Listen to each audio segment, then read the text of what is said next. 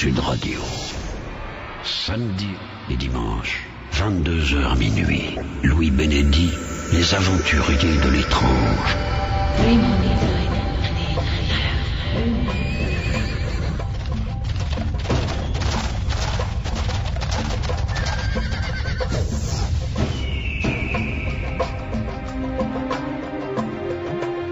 Bonsoir et bienvenue dans Les Aventuriers de l'étrange. Pour la dernière émission de l'année 2006, je vous propose de découvrir la vie et l'œuvre d'un homme exceptionnel que l'on a nommé le médecin prophète. Son œuvre et ses écrits sont étudiés depuis plusieurs siècles. Je veux parler de Michel de Notre-Dame, plus connu sous le nom de Nostradamus.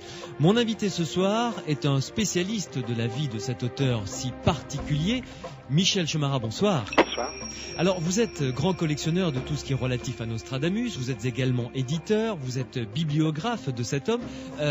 On y reviendra évidemment, mais j'aimerais que, en titre d'introduction, en quelques mots, vous nous disiez ce qui vous a fasciné, ce qui vous fascine toujours dans cet homme Nostradamus. Il y a plusieurs raisons, mais je dirais la principale, c'est plutôt le phénomène Nostradamus qui se perpétue au travers des siècles et puis maintenant qui gagne le monde entier. Donc au départ, c'était ça. Ouais. Et ce phénomène qui a pris naissance en partie à Lyon avec la publication de Bien toute sûr. son œuvre dans la ville où j'habite, où je suis né.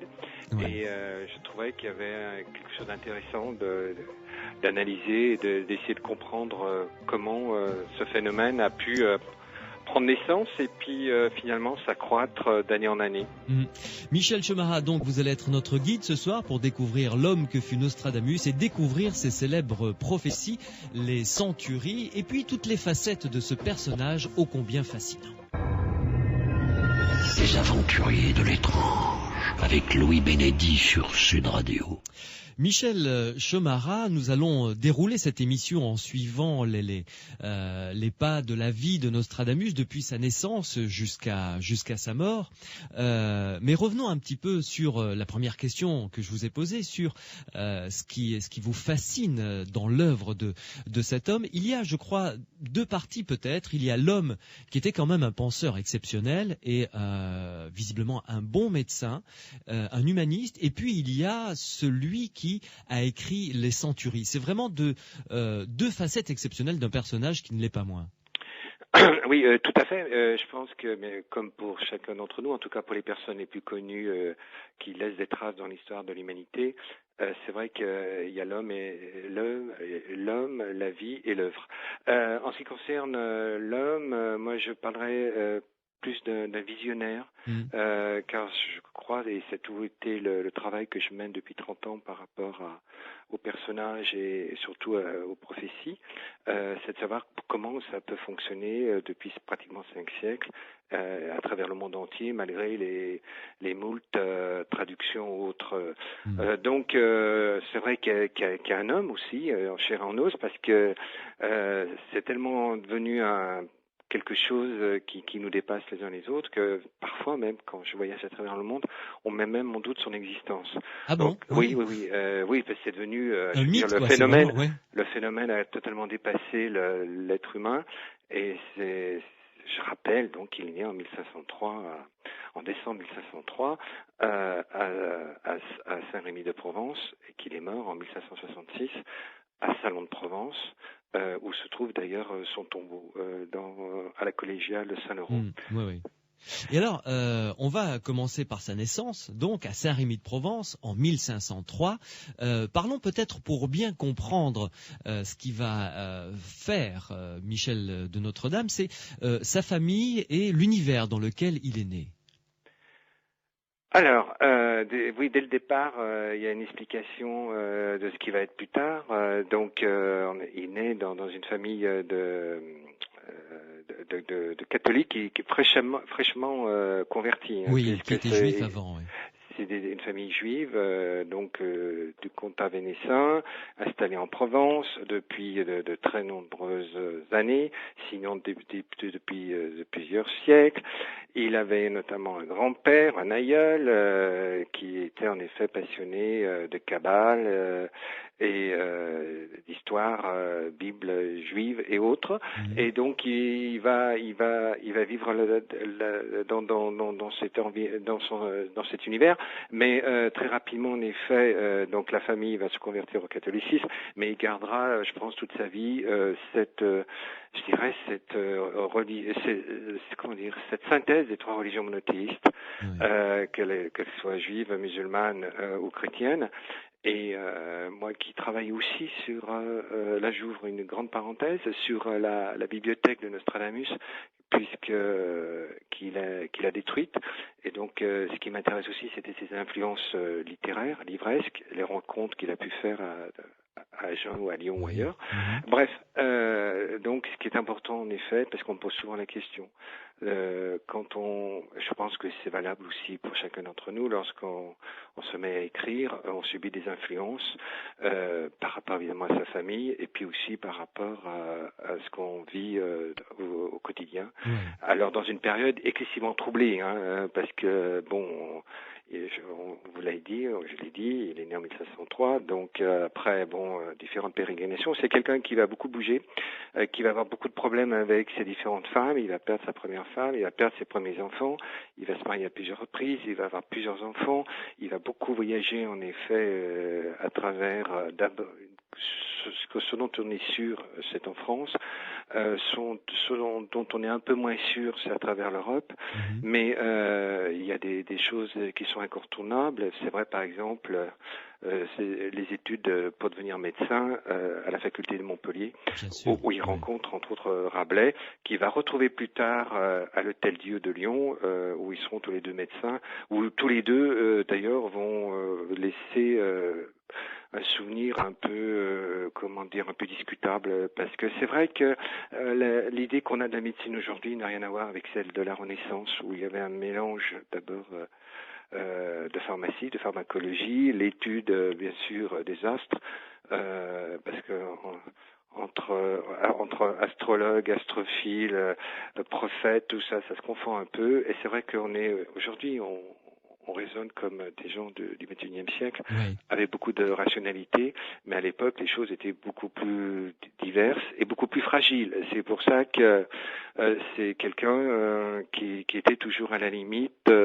par ses origines qu'on vient d'évoquer, notamment religieuses et autres, et par ce goût très très très très rapide, de vouloir envisager l'avenir, et donc tout ça dans une période entre deux guerres de religion où les catholiques, bien sûr, ne supportaient pas tout ce qui pouvait être du domaine de l'astrologie. Oui. Et alors, ce qu'il faut bien mettre en lumière également, c'est que à cette époque-là, avoir une telle ouverture d'esprit, surtout religieuse, intellectuelle, est quand même assez rare et dangereux. Ah ben tout à fait, oui. C'est très dangereux.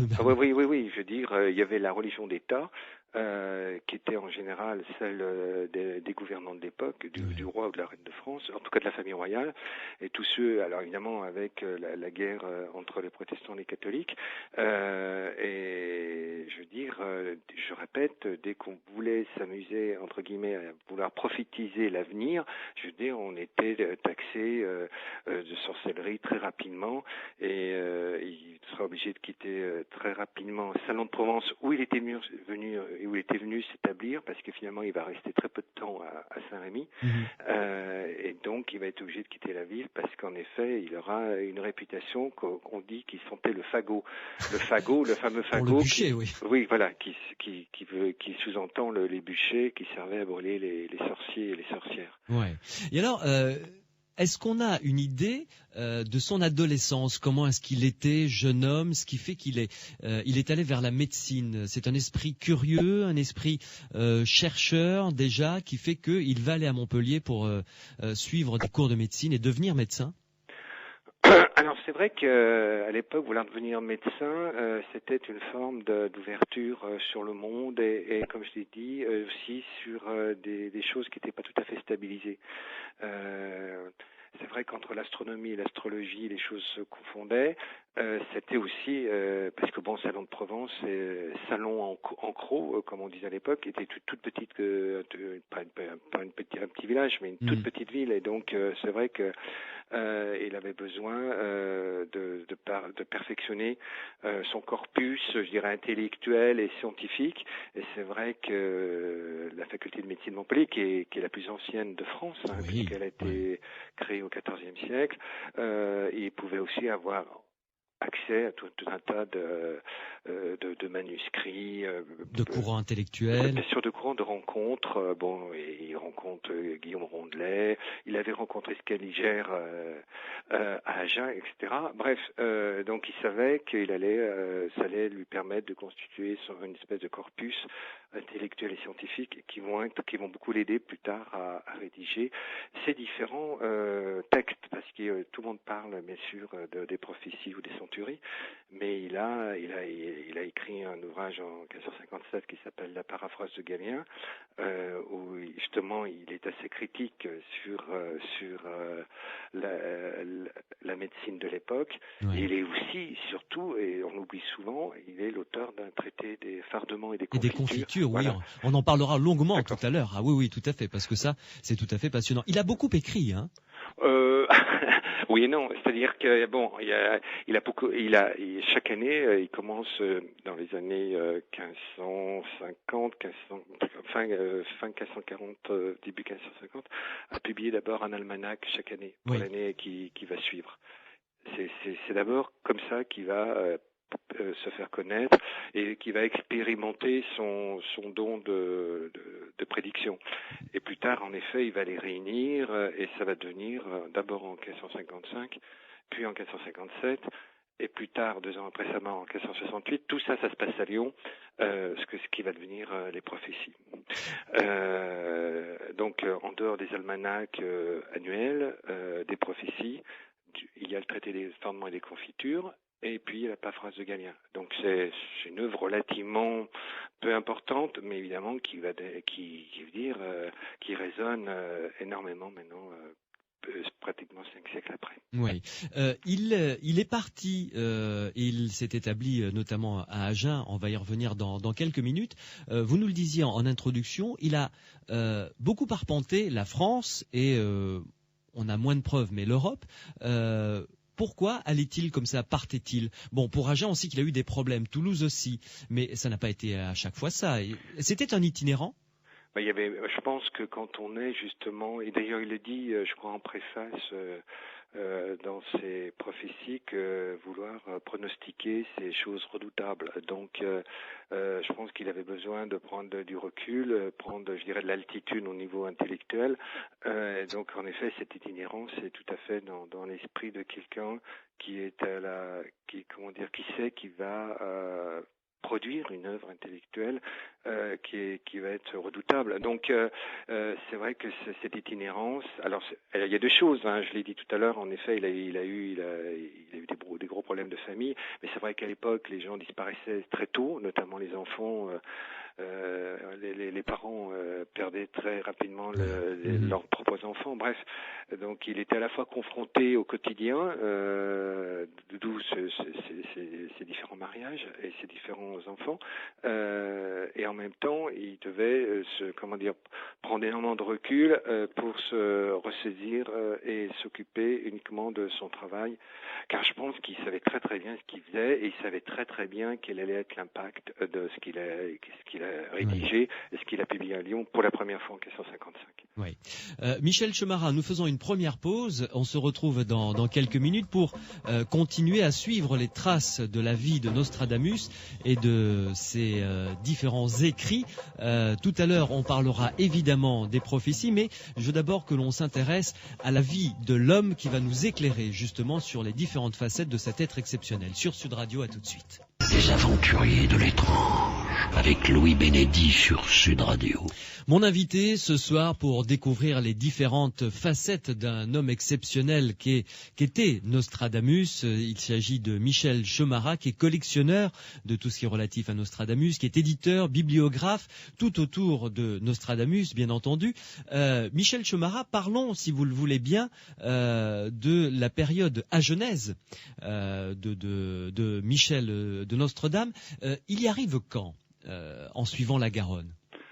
Alors, d'abord, il part très jeune à Avignon pour obtenir son diplôme de bachelier. Oui. Après, il quitte donc cette université d'Avignon après pratiquement un an à cause de la peste, puisque là aussi, j'ai oublié de dire la troisième dimension qui explique l'itinérance, c'est qu'en même temps, notre pays était traversé par des maladies, des épidémies de peste qui étaient redoutables. Vous rentriez dans une ville ou un village, la moitié ou les trois quarts des personnes étaient mortes, et certains n'étaient même pas encore enterrés. Donc après Avignon, en effet, donc on l'a dit tout à l'heure, il s'inscrit à Montpellier, oui. Et il va arriver en 1531, il va se marier avec la fille d'un notable d'Agen. Mm-hmm. Voilà, qui lui donnera 2 enfants, et donc en 1533, donc 2 ans après son arrivée à Agen, il va pratiquer la médecine, ce qu'on dirait aujourd'hui un médecin de famille, la médecine générale, donc à domicile. Mmh. Voilà. Où il va d'ailleurs avoir une excellente réputation, ça va bien se passer au départ. Oui, ça va bien se passer, et c'est là qu'il va rencontrer entre autres Jules César Scaliger, un Italien qui était installé donc à Toulouse, un très très grand érudit de la Renaissance, pétri de culture à la fois grecque et latine, puisqu'on c'est la Renaissance, c'est ça, c'est aussi le retour au texte de base de la culture gréco-latine. Oui. Voilà. Et alors, raconte-nous un petit peu cette vie à Agen. Il est médecin de famille, tout se passe bien, mais on ne sait pas grand-chose. Enfin si, mais il y a des zones d'ombre, notamment sur sa famille et le drame qu'il va vivre après. Oui, parce que son épouse et ses 2 enfants vont mourir justement lors d'une épidémie de peste qui ravage la ville.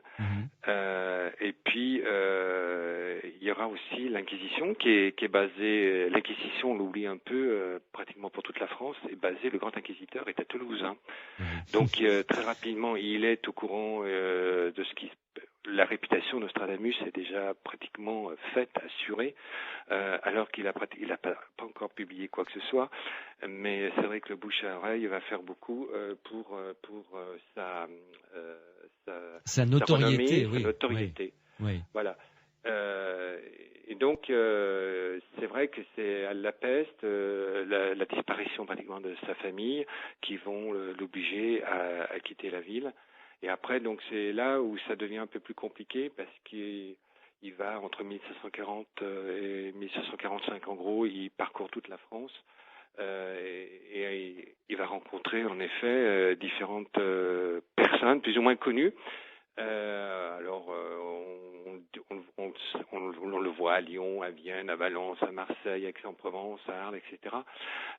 Et là, chaque fois, il est appelé par rapport aux épidémies de peste. Il est, à l'époque, c'est pas encore le prophète ou l'astrologue qui va devenir connu dans le monde entier. C'est d'abord un médecin qui soigne la peste. Ça, c'est quelque chose qui est récurrent. Et les traces que nous avons, parce que on en a peu quand même sur sa vie jusqu'à la période où il va être vraiment astrologue de la cour de France. À partir du moment où il va publier sa première édition, donc en 1555, entre sa naissance, les passages à Avignon, à Toulouse, à Agen, etc., sont quand même peu attestés. Il faut le reconnaître. Ce qui est quand même les 2 tiers de sa vie, de 1503 à 1555, alors qu'il est mort en 1566. C'est vrai que ça fait.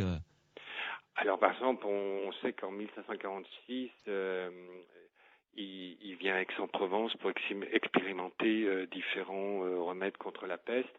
Alors, on a des traces plus ou moins manuscrites de ses travaux sur la peste, mais et ça n'a jamais fait l'objet d'un traité à part. Hein. Bon, alors on trouvera des allusions dans le traité des ferments et des confitures, parce que sous un nom comme ça un peu léger. Un peu léger, futile et frivole presque. Oui, en réalité, c'est là où on voit toute la complexité, le lien entre la pharmacologie ou la pharmacopée de l'époque, l'alchimie et les soins, que ce soit les soins pour le corps, que ce soit à l'intérieur ou que ce soit sur extérieur, notamment les fardements, c'est les maquillages pour nos chères épouses. Tout à fait. Michel Chomara, j'aimerais qu'on s'arrête quelques instants sur ce problème de la peste qui faisait des ravages à cette époque-là. Peut-être pouvez-vous nous resituer dans le contexte. On n'avait rien pour lutter contre la peste, si ce n'est les prières, finalement, à cette époque-là, au départ. Oui, tout à fait, mais bon, la peste, elle était générale dans le royaume, en dehors des prières. Elle était porteuse évidemment, elle était amenée soi-disant par les rats, etc., etc. C'est vrai qu'il n'y avait pas d'hygiène, hein, il n'y avait pas d'hygiène. La religion face à ce drame, à cette catastrophe, on a profité via l'Inquisition pour dire que tout ça c'était le produit de sorciers ou de sorcières. Et là on revient en effet à Nostradamus qui a beaucoup risqué pour sa propre vie, hein, parce que lui, il se disait médecin, ce qui est vrai, mais en même temps, s'il obtenait des résultats, on pensait... C'était suspect. Bien sûr, ça devenait très suspect face à une église toute puissante qui régissait autant bien le temporel que le spirituel. Donc voilà, la peste, ce sera bien plus tard qu'on commencera à l'enrayer. Je rappelle qu'au XVIIIe siècle, à Marseille, il y a eu une épidémie de peste qui a été terrifiante. Hein, Où était Nostradamus d'ailleurs? Oui, à Marseille. Oui, mais là, donc pour vous dire que la peste, là, on passe du XVIe au XVIIIe siècle, pour vous dire que, parce qu'on parle toujours des épidémies de peste à la Renaissance, mais pendant les siècles, elle a poursuivi ses ravages, et c'était une espèce de maladie que certains disaient divine, et qui était tellement terrifiante parce qu'elle touchait des familles entières, elle décimait des villes entières, et donc ça pouvait être que l'œuvre de Dieu. Et donc face à ça, qu'un médecin rationnel puisse essayer avec les moyens du bord de l'époque, essayer de sauver quelques vies, ça pouvait être que du surnaturel, et donc très lié à la sorcellerie ou à l'alchimie. Oui, mais je suppose que les médecins n'étaient pas légion pour aller soigner ceux qui étaient frappés par la peste, parce que eux aussi n'étaient pas à l'abri finalement. Ah ben non, il y avait. C'était quand même, fallait dire oui, enfin il fallait y aller quoi. Tout à fait, oui. Bien sûr qu'ils n'étaient pas immunisés contre la peste. Hein. Il n'y avait pas de vaccin. Il y avait mais je pense que on l'explique un peu maintenant. Il y aurait eu des bases de ce qui est l'hygiène aujourd'hui. Je pense qu'on aurait pu enrayer plus facilement la peste. Mais bon, on était dans un. Faut pas oublier qu'il y avait aussi les guerres civiles. Il y avait la guerre civile. Il y avait des guerres. Tout le royaume était parcouru par des hordes de brigands, tout ça dans l'anarchie la plus générale. Je veux dire, c'est très difficile d'être rationnel et de dire bon, on va traiter tel problème à telle heure, tel jour, quartier par quartier. Tout ça, c'était dans une espèce de chaos généralisé et ça se passait de ville en ville, quoi. Donc d'ailleurs quand on fait l'itinérance de Nostradamus, c'est carrément une carte de la peste en France à cette époque. Alors pour conclure la parenthèse à Genèse où il est resté de 1533 à 1539, il y a eu des écrits, des rumeurs comme quoi la famille de Nostradamus, donc sa femme et ses enfants qui sont morts, ce qui fait qu'il est parti, ne seraient pas morts forcément de la peste. Vous en avez entendu parler ? ma position, elle est, je ne parle que de ce que l'on peut attester. Voilà, tout à fait. Non, parce qu'alors, évidemment, à partir du moment, moi, je vois pas pourquoi on pourrait remettre. C'était très fréquent de perdre sa femme et ses enfants. Je veux dire, bon, c'est pas propre à Nostradamus, c'est propre à beaucoup de familles. Mais ce que vous savez peut-être pas, par contre, est-ce que vous savez alors je sais plus si je crois que c'est à l'Académie ou à la Société d'Histoire d'Agen, on conserve un os de Nostradamus. Ça, je sais pas si vous le savez. Ah bon? Ah non? Non.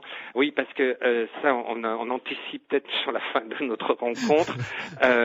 C'est que donc je l'ai dit tout à l'heure, la tombe de Nostradamus, c'est-à-dire l'épitaphe de Nostradamus se trouve à la collégiale Saint-Laurent à Salon-de-Provence, mais cette tombe a été violée avant où elle se trouvait dans un couvent des Cordeliers où a été enterré Nostradamus en 1566, et lors de la Révolution, la tombe a été violée. Après, des gens se sont partagés les os, etc.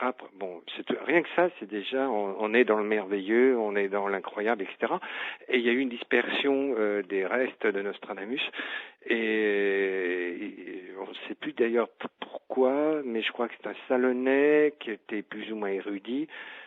En tout cas, il se trouve qu'à Agen on conserve, alors je sais plus quelle est la partie, c'est un fémur ou autre de Nostradamus, mais qui est tout à fait, oui, et donc c'est hyper intéressant parce que vous savez qu'on travaille beaucoup maintenant sur l'ADN, et on parle tout à fait, d'espèces de reconstitution, et au jour d'aujourd'hui, parce qu'on ne sait pas ce qu'il y a à l'intérieur de la tombe, entre guillemets, la nouvelle tombe qui se trouve depuis la Révolution à la collégiale Saint-Laurent, mais c'est l'une des seules traces assurées, attestées des restes de Nostradamus. Voilà. Donc, alors je sais pas, pour revenir à votre question, sa femme et ses enfants, s'ils sont morts de quelle façon, en tout cas, mais il les a perdus en tout cas. Ça c'est oui, ça c'est sûr, et qu'il va se remarier.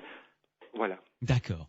Vous restez avec nous, Michel Chomara. Une pause et on se retrouve pour parler de ce livre qui est, vous l'avez dit, un titre peut-être léger et frivole, mais qui a une vraie profondeur, Le traité des fardements et des confitures, écrit par Michel de Notre-Dame, Nostradamus. À tout de suite. Oui. Les aventuriers de l'étrange, avec Louis Bénédy sur Sud Radio. Nous parlons de Nostradamus pour cette dernière émission de l'année 2006. Nous parlerons évidemment des prophéties de Nostradamus, car c'est pour cela que son nom a franchi les frontières françaises, européennes et mondiales. Michel Chomara, donc, qui est bibliographe, qui est collectionneur, éditeur concernant Nostradamus, est mon invité. Revenons juste sur une petite précision. Cet os se trouverait où, donc, à Agen? Je crois qu'il est à la société, comment on appelle ça, l'Académie des Belles-Arts et Sciences d'Agen. D'accord. Voilà. Et ils savent ce qu'ils ont, évidemment. Enfin, je veux dire, tout c'est à du fait, répertorié. Oui. Ça fait partie, vous savez, les académies provinciales sous l'Ancien Régime constituaient ce qu'on appelle des cabinets de curiosité. On trouvait à la fois des monstres entre guillemets dans des bocaux de formol, on trouvait et l'os de Nostradamus on trouvait des médailles, on trouvait et c'est tout, ça se comprend tout à fait. Et comme les académies et les sociétés savantes échangeaient entre elles, se rencontraient, il y avait tout un foyer intellectuel et culturel à travers donc toute la province française, et donc il y avait des échanges et les gens bougeaient, et donc c'est quelqu'un de Salon ou quelqu'un d'Agen de passage à Salon qui a récupéré l'un des os de Nostradamus. Je pense que c'était au moment de la profanation de la tombe, au moment de la Révolution. Oui. Vous vous rendez compte, il y a de quoi écrire un scénario tout à fait passionnant et reprendre l'ADN et reconstruire Nostradamus pour qu'il revienne nous expliquer ses centuries. Moi, je veux pas trop en dire mais je sais que certaines personnes y songent, c'est tout ce que je peux dire. Parce que je sais pas si vous êtes au courant, mais il y a plusieurs personnes en France qui ont fait ce travail. Par rapport à des personnages clés de la Renaissance. Je sais que il y a des projets vis-à-vis de Nostradamus, mais bon, moi personnellement, disons que ça m'intéresse sans plus. C'est-à-dire le projet consiste en quoi? Éclairez-nous là, c'est réunir les restes de Nostradamus, c'est ça? Je sais en partant de l'ADN, en faisant un mixte avec les différentes gravures qu'on a de l'époque, essayer de reconstituer physiquement une image physique. L'aspect de la personne. Mais moi, je suis pas du tout spécialiste de l'ADN et je suis pas du tout dans la médecine légale, mais je sais qu'en partant de peu d'éléments, maintenant on arrive à reconstruire. Oui, comme on a fait pour les hommes préhistoriques. Voilà, etc. On reconstruit une espèce de visage, de corpulence, etc. Ouais. Donc, je sais qu'il y a plusieurs personnes en France et à l'étranger qui travaillent là-dessus, et je sais qu'il y a plusieurs personnages clés de l'histoire de France. Il y a eu déjà des travaux là-dessus en partant de quelques restes éparpillés par-ci par-là. Bon, alors parlons de ce. On suit cette affaire. Enfin, vous nous prévenez s'il y a quelque chose. Mais bon, c'est anecdotique finalement. C'est pas. Ce qui est plus intéressant, c'est l'écrit. Oui, moi je pense que l'œuvre, c'est l'œuvre comme support sociologique qui me paraît en effet hyper intéressant. Ah, complètement. Alors, Michel Chemara, parlons de ce livre, Le traité des fardements et des confitures, au titre si futile, si léger, et pourtant livre important. Il l'a écrit quand, avec quelle intention, et puis après, vous nous ferez rentrer dans ce livre précisément. Bon, il a été publié la première fois, puisque comme pour les prophéties, il y a différentes éditions de ce livre. Il a été publié à Lyon en 1552. Donc, un peu avant la première édition des prophéties. Alors, si on le lit comme ça, c'est sur le parcours à la première...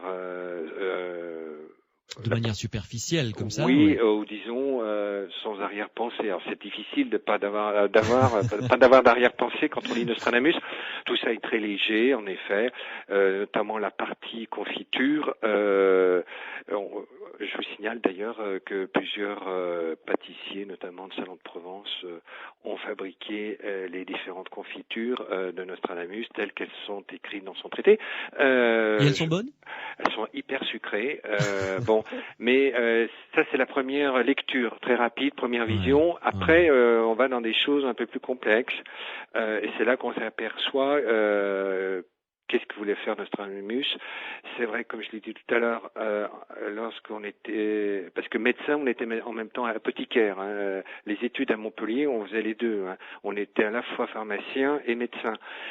Alors après, on rentre dans les fameuses discussions, l'influence de l'alchimiste, essayer...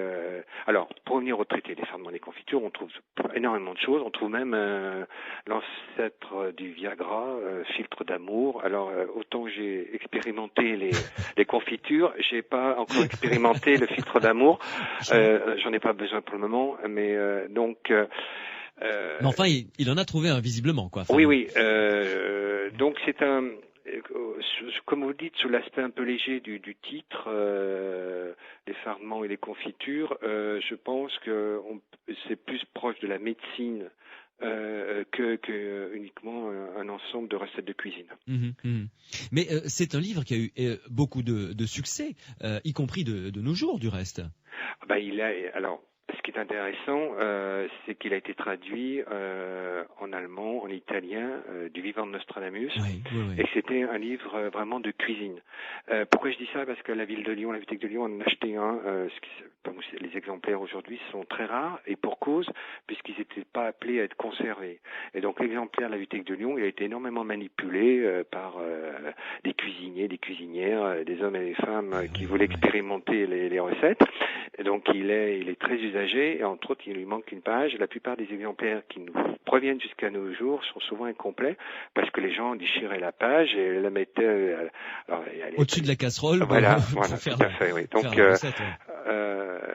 parce que je pense que vu la réputation qu'il avait à cette époque, Nostradamus, les gens devaient se demander, au-delà de la confiture comme ça, qu'est-ce qu'il pouvait y avoir.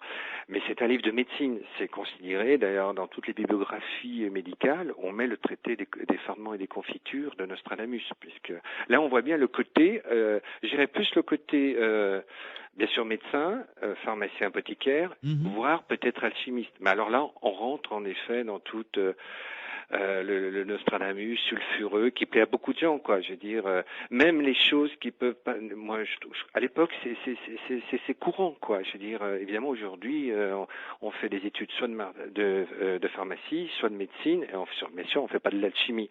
À l'époque, tout ça, en plus, en scrutant les astres, l'astronomie, l'astrologie, c'est un corpus générique. Oui. Voilà. Mais disons que en ce qui concerne Nostradamus, à cette époque-là, à la Renaissance, il n'est pas impossible qu'il ait été intellectuellement intéressé par l'alchimie, bien sûr. Il était astrologue déjà.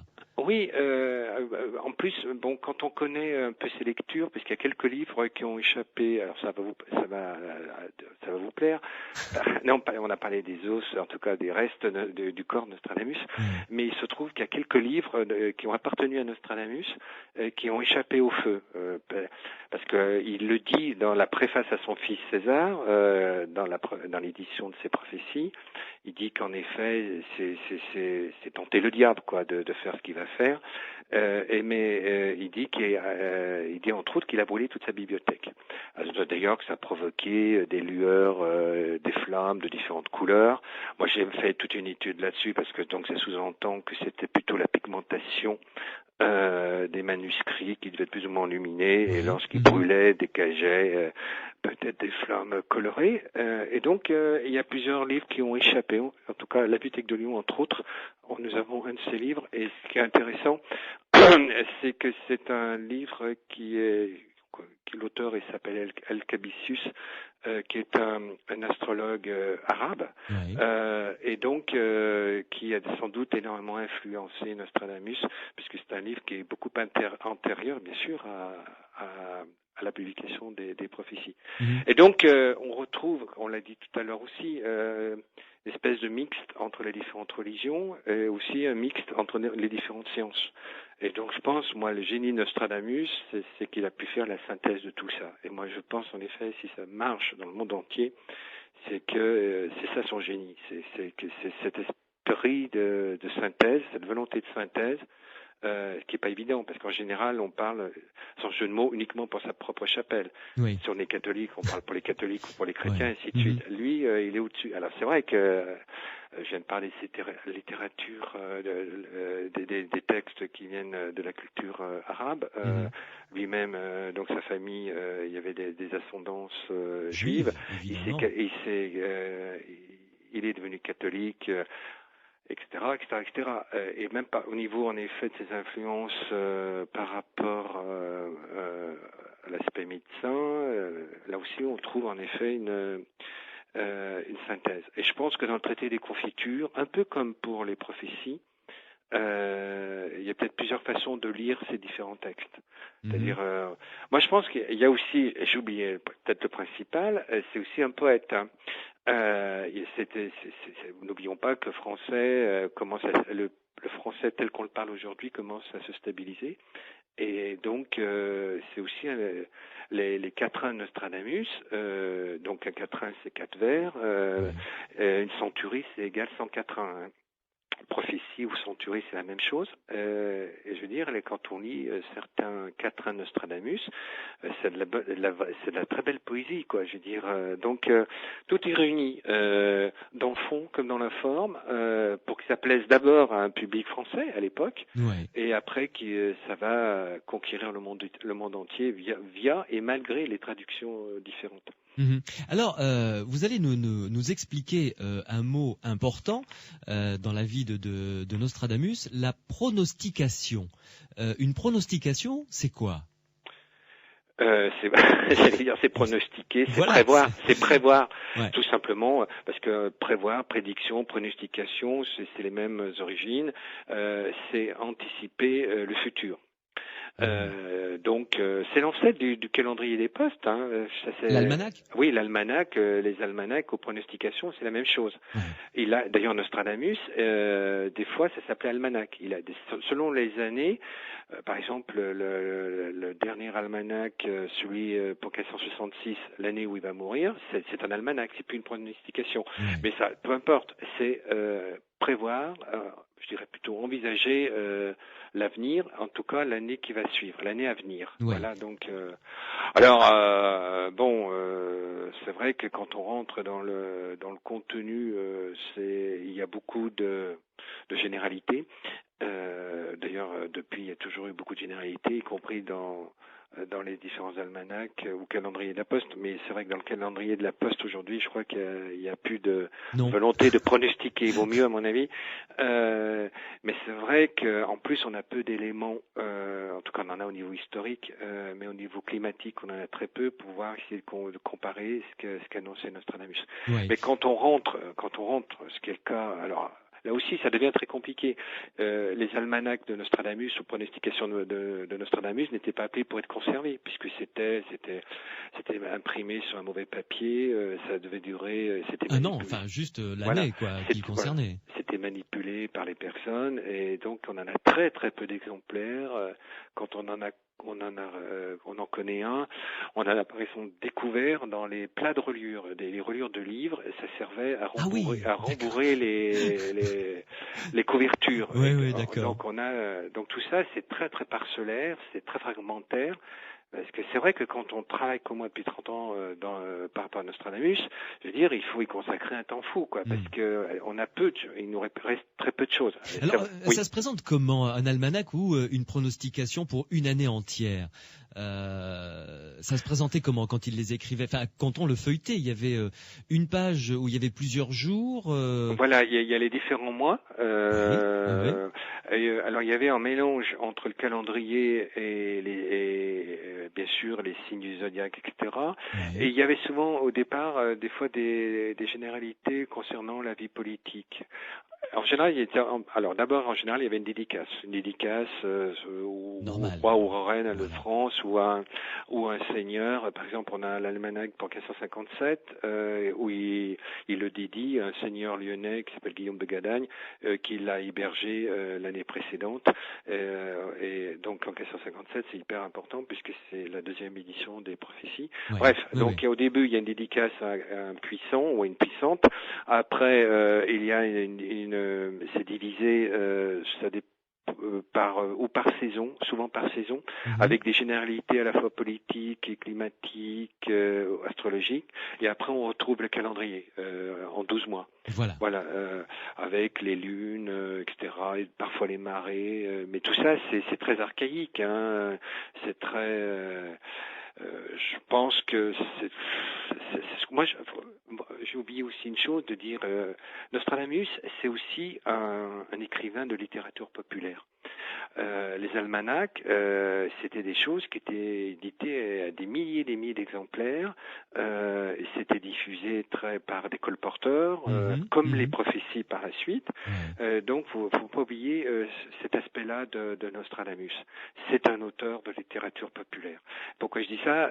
Donc, les choses sont pas très précises, alors aussi, il y avait les faux almanachs. Là, on commence parce que chaque fois qu'on avance dans Nostradamus, qu'on essaye de faire depuis quelques instants, on s'aperçoit que c'est toujours plus compliqué parce il y a eu des faux almanachs et des faux Nostradamus.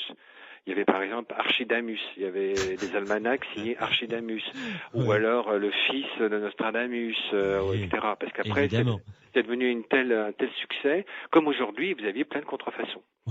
Michel Chemara, une pause à nouveau et on se retrouve dans quelques instants pour cette fois-ci entrer de plein pied dans les centuries et on continuera puisque là vous avez dit le traité des fardements et des confitures c'était en 1552. La publication des premières centuries c'était en quelle année? En 1555, c'est ça? Voilà, c'est ça. En 1555, donc on va y revenir et ensuite là ça va être l'envol vraiment de Nostradamus. Il sera reçu à la cour du roi de France. On en parlera, Catherine de Médicis également, et d'autres grands seigneurs, grands du royaume, l'approcheront. À tout de suite. Les aventuriers de l'étrange, avec Louis Bénédit sur Sud Radio. Et mon invité, Michel Chemara, grand spécialiste de Michel de Notre-Dame, Nostradamus, pour suivre le parcours historique extraordinaire de cet homme qui a été médecin, qui était astrologue, qui était prophète également. On peut utiliser le terme de prophète, d'après vous, Michel Chemara, en parlant de Nostradamus? Quand on dit prophétie, ça sous-entend un prophète. Hein? Et moi, prophétiser, moi je le revendique, en tout cas je la colle au nom de Nostradamus. Parce que astrologue, astronome sont des choses, à mon avis, qui sont plus de l'ordre scientifique.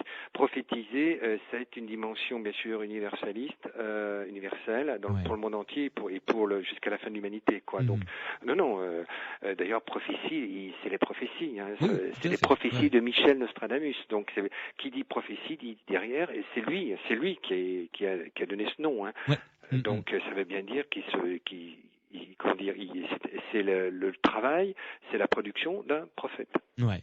Alors, parlons donc des centuries, c'est ce qui a fait que le nom de Nostradamus fait depuis des siècles le tour de la planète. Première édition des centuries, 1555, à Lyon, hein, c'est publié à Lyon, où vous résidez. Vous êtes avec nous en direct d'ailleurs depuis Lyon. Alors, d'abord, ça se présente comment? En quoi est-ce que ça consiste? Expliquez-nous ça. Physiquement, oui, c'est alors c'est tout petit, hein, contrairement à ce que l'on croit. C'est un livre de poche, vraiment. Oui, tout à fait. Donc la première édition de 1555, elle est dédiée à son fils César. Donc on voit bien qu'il se projette déjà. Son fils César, qui va plus tard être l'auteur d'une histoire de Provence. Hein. Ça va devenir, et d'ailleurs ses frères vont être aussi des Provençaux, des auteurs provençaux très importants. Par exemple, l'un de ses frères, Nostradamus, va publier un ouvrage sur les poètes provençaux. Bref, pour revenir à la première édition des prophéties de Nostradamus, donc au départ il y a donc la dédicace à son fils César, et après il va y avoir dans la première édition uniquement les 3 premières centuries complètes, la première, la deuxième, la troisième, donc ça fait 304.1 et 53.4.1 pour la quatrième. Donc la première édition est très incomplète, il n'y a que 353.4.1. Je vous signale qu'aujourd'hui il y a certains exégètes ou interprètes dont je tairai le nom, mais tout le monde verra de qui je parle, qui travaillent sur plus de 1004.1, parce que plus on avance dans le temps, on soi-disant on retrouve des 4.1, il y a des faux 4.1 qu'on rajoute, et ainsi de suite. D'accord, oui. Ah, ça c'est constant c'est ça qui est passionnant je dirais le phénomène Nostradamus, c'est qu'à la fois qu'il y a des 4.1 qui collent à l'actualité, en même temps on a fait des faux 4.1 posteriori pour crédibiliser des événements qui avaient eu lieu, qu'on incorpore dans l'œuvre de Nostradamus. Non. Comme ça, le système, il s'auto-alimente tout seul, quoi. Voilà. Et puis, ça peut durer comme ça, et ça va durer, à mon avis, jusqu'à la fin des temps. Oui, surtout que ces prédictions vont jusqu'à très loin, hein, jusqu'à même la destruction de la planète en 3000 et quelques. C'est quelque chose comme ça. Soyons, il le dit lui-même. Oui. Il parle pas de fin du monde. Je suis désolé de vous contredire, mais quand on lit justement dans la lettre qu'il met dans la préface, c'est une lettre à son fils César, il dit « Je prophétise jusqu'en 3797 ». Oui. Donc ça nous laisse encore près de 2000 ans, mais c'est pas la fin du monde. Il peut prophétiser jusqu'en 3797. Mais là, je suis désolé de... Non, c'est bien de tendre le cou à cette première idée reçue. Je pense pas qu'on soit là encore, mais en tout cas, bon, bref. Mais c'est là où déjà, on a voulu, ça c'était systématique, et c'est ce qui colle à Nostradamus comme le prophète de l'Apocalypse. Il est comment dire, c'est vrai qu'il dit, d'ailleurs quand on rentre dans le texte de Nostradamus, il nous interpelle les uns les autres, il dit attention, faisons attention, etc., parce que si vous n'y prenez garde, l'humanité et vous-même, vous êtes appelés à disparaître. Alors évidemment, on pourrait coller ça à l'effet de serre, au réchauffement de la planète, parce qu'il y a beaucoup de bon sens dans les 4 Nostradamus. Bien sûr, oui. Voilà. Donc déjà intellectuellement, c'était un visionnaire. Intellectuellement, c'était un visionnaire. Oui. Et donc, il dit, je vois. Alors, voyance, prophète, les choses en effet se superposent souvent. Et donc, il dit, je peux travailler jusqu'entre 1797. Mais il ne dit à aucun moment, la fin du monde aura lieu entre 1797. Alors après, il y a tout un tas de gens qui ont travaillé sur cette fameuse date. Bon, il y en a qui l'évacuent parce qu'ils préféraient dire, comme en 1999, que la fin du monde était prévue pour le 11 août 1999. Vous savez avec quel succès, puisqu'on a tous échappé arriver à cette fin du monde. Donc c'est vrai que ça c'est très fluctuant. Oui. Et alors Michel Chomara, une question quand même avant d'entrer dans les centuries et explorer ces quatrains. Comment faisait-il pour, entre guillemets, recevoir ces prophéties ou l'inspiration de ces textes? Alors là, je m'attendais à la question. Il le dit, il travaille de nuit. Oui. Il travaillait dans sa maison de Salon de Provence, qui aujourd'hui est transformée en musée Nostradamus. Alors j'invite vos éditeurs à vous y rendre. Et sur le toit de l'actuelle maison, il y avait une espèce de je sais pas si on pourrait parler de laboratoire. Bref, son cabinet de travail, quoi, en quelque sorte. Voilà, il était physiquement sur le toit de sa maison, scrutant. Il dit qu'il scrute l'univers, mais il dit aussi qu'il était dans un état plus ou moins second. Alors là, ça fait beaucoup parler les gens. Est-ce qu'il était sur l'effet de drogue ou de... Alors là, bon, en tout cas, il était dans un état second. Alors moi, j'ai envisagé une espèce d'écriture automatique, ce qu'on appelle aujourd'hui l'écriture automatique. Ouais. C'est vrai que si vous êtes dans un état second, parce que vous avez absorbé des drogues ou je ne sais trop quoi, vous pouvez en effet vous mettre à écrire des choses qui peuvent paraître un peu folles, quoi. Voilà l'univers, la nuit, sur le toit, scrutant les étoiles, ayant pris, alors je ne sais pas si c'est des herbes ou je ne sais trop quoi, il y a beaucoup de gens qui ont travaillé là-dessus. En tout cas, ça a produit le texte qu'on connaît aujourd'hui. Oui. Il se mettait en tous les cas dans un état modifié de conscience, comme dit les scientifiques qui s'intéressent à tout ce qui est phénomène de production de voyance, des choses comme ça. Oui. Il n'était absolument pas dans une espèce de rationalité. Non, il, d'après ce qu'il nous dit, il se mettait pas à telle heure fixe dans tel endroit pour se mettre à écrire 2 pages de ce qui va devenir ses centuries. Il est déjà dans une attitude, un lieu, à une période de la nuit en l'occurrence, qui est quand même qui est pas propre à chacun d'entre nous. Oui. Et est-ce que on savait si il retouchait ces quatrains? Est-ce que le premier jet était le bon? Alors là, c'est très difficile parce qu'il n'y a en dehors des éditions. Il n'en a jamais parlé? Oui. Attendez, non, il n'en parle pas. Par contre, par rapport à ce qui nous est parvenu, moi, je parle toujours de ce que j'ai eu entre les mains, parce qu'après, on peut tout raconter. S'il n'y a personne pour vous contredire et s'il n'y a aucune trace pour vous contredire, on peut. Bon, nous n'avons qu'un manuscrit, on n'a aucun jet préparatoire, on n'a aucun manuscrit de ces prophéties. En plus, on a très peu d'écrits de lui parce qu'il avait des secrétaires. Donc souvent, c'était des secrétaires qui écrivaient et lui signait. Il paraphait uniquement. On a la signature Nostradamus. Bon, à part le livre de tout à l'heure, l'Alchibicius qu'on a à la Bibliothèque municipale de Lyon, où il y a quelques annotations de sa main, on a très peu de choses venant de lui. Et donc, il est très difficile de dire entre le jet. Moi, je l'ai aussi. Alors. Ça devient très compliqué parce que la première édition de 1555, nous avons que 2 exemplaires connus au monde. Il y en a un qui se trouve à Agen. Oui.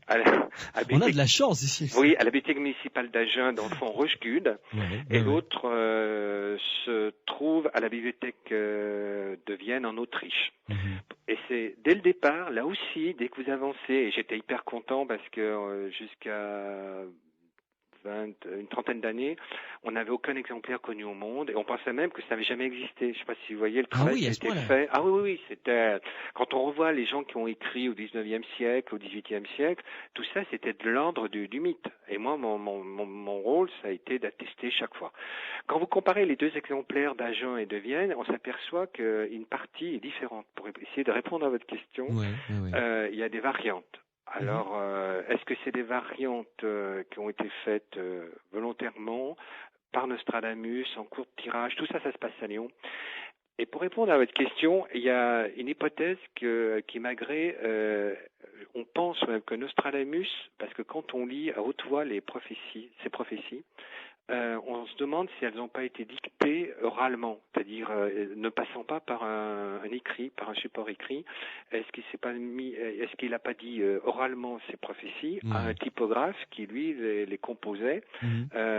Donc c'est l'une des pistes. Vous voyez que c'est. Mais dès le départ, les 2 éditions, les deux seuls exemplaires de la première édition, il y a des variantes Et alors, qui a été à l'origine des variantes, qui après vont bien sûr être reprises ou pas reprises, parce que dès le départ, c'est compliqué. Oui, mais dites-moi, là vous parlez d'un typographe, c'est-à-dire à l'imprimerie directement. Oui. Il se serait mis debout ou assis, il y avait le typographe en face de lui avec les lettres. Et il composait le texte qu'il entendait. Voilà, c'est ça. Voilà. Oui, parce que Nostradamus, ça c'est attesté, il est venu à plusieurs reprises à Lyon. Ça, nous savons, on a des traces. Lyon, évidemment, était la ville la plus importante au niveau de l'imprimerie. En plus, il y avait beaucoup plus de liberté, parce qu'il aurait pu aller à Avignon, parce qu'à Avignon, il y avait des imprimeurs. C'était plus proche. Mais bon, là, on était sous l'autorité, on était encore dans le cadre du comte Vénessin, etc., avec sa propre, ses propres lois, etc., etc. En tout cas, à Lyon, il y avait beaucoup plus de liberté. Mais donc, c'est l'une des hypothèses, en tout cas, c'est que j'essaye de faire partager. Comment En tout cas, ce dont on est sûr, on n'a aucun écrit. On n'a aucun écrit. Si on avait en effet le manuscrit de base et après la première édition, on peut répondre à votre question. Qu'est-ce qu'il a changé, ainsi de suite. En tous les cas, la publication en 1555 de ces premières centuries ont un vif succès, puisque l'été de cette même année, il est invité par le roi Henri II à se rendre à la cour. Tout à fait. Alors, parce que bon, il faut dire aussi qu'entre-temps, il y a eu un tournoi, il y a eu un problème, la mort. Alors attendez. Il y a plusieurs choses, parce qu'il y a déjà eu, ce qui l'a rendu célèbre aussi, c'est le quatrain sur la mort d'Henri II. Oui. En juin, je sais pas, parce que là avec la lance fichée dans. Voilà. C'est ça. Hein. Je l'ai sous les yeux là. Le quatrain, le lion jeune, le vieux surmontera, en chant bélique par singulier duel, dans cage d'or, les yeux lui crevera, de classe une, puis mourir mort cruelle. Alors c'est vrai, c'était en juin 1559 quand le roi Henri II dans un tournoi contre le comte de Montgomery, et lorsque le roi est mort avec l'œil crevé par une lance, on est en juin 1559, c'est-à-dire 4 ans après la publication de la première édition des prophéties. Et c'est vrai que tout le monde va faire le parallèle, et c'est là que Nostradamus va être lancé. Alors c'est vrai qu'il est venu à Salon, c'est vrai que les almanachs, le traité des ferments et des confitures, tout ce qu'il avait fait contre la peste dans différentes villes de France, tout ça, il était hyper connu. Mais ce qui va vraiment le rendre célèbre, c'est ça, c'est ce fameux quatrain que je viens de lire, et le parallèle avec le fameux tournoi. Il y a d'autres évidemment quatrains qui vont le rendre célèbre. Avant de faire une pause, il y a combien de quatrains ou comment dit-on, Century 1, 2, 3, 4 Alors, pour faire très simple, en 1557, donc 2 ans après la première édition, il y a près de 7 centuries complètes. Il y en a 600 et quelques, donc il y a les 6 premières qui sont complètes et la 7e qui est incomplète. Et 2 ans après sa mort, chose très très curieuse à nouveau, vous voyez que en 1568, on va rajouter 3 centuries qui n'ont pas été publiées de son vivant, c'est-à-dire la 8e, la 9e et la 10e centurie. Donc 304 nouveaux qui ne seront pas publiés de son vivant. Et chose curieuse, avec une préface, une lettre au roi Henri II. Donc là, j'ai beaucoup écrit là-dessus.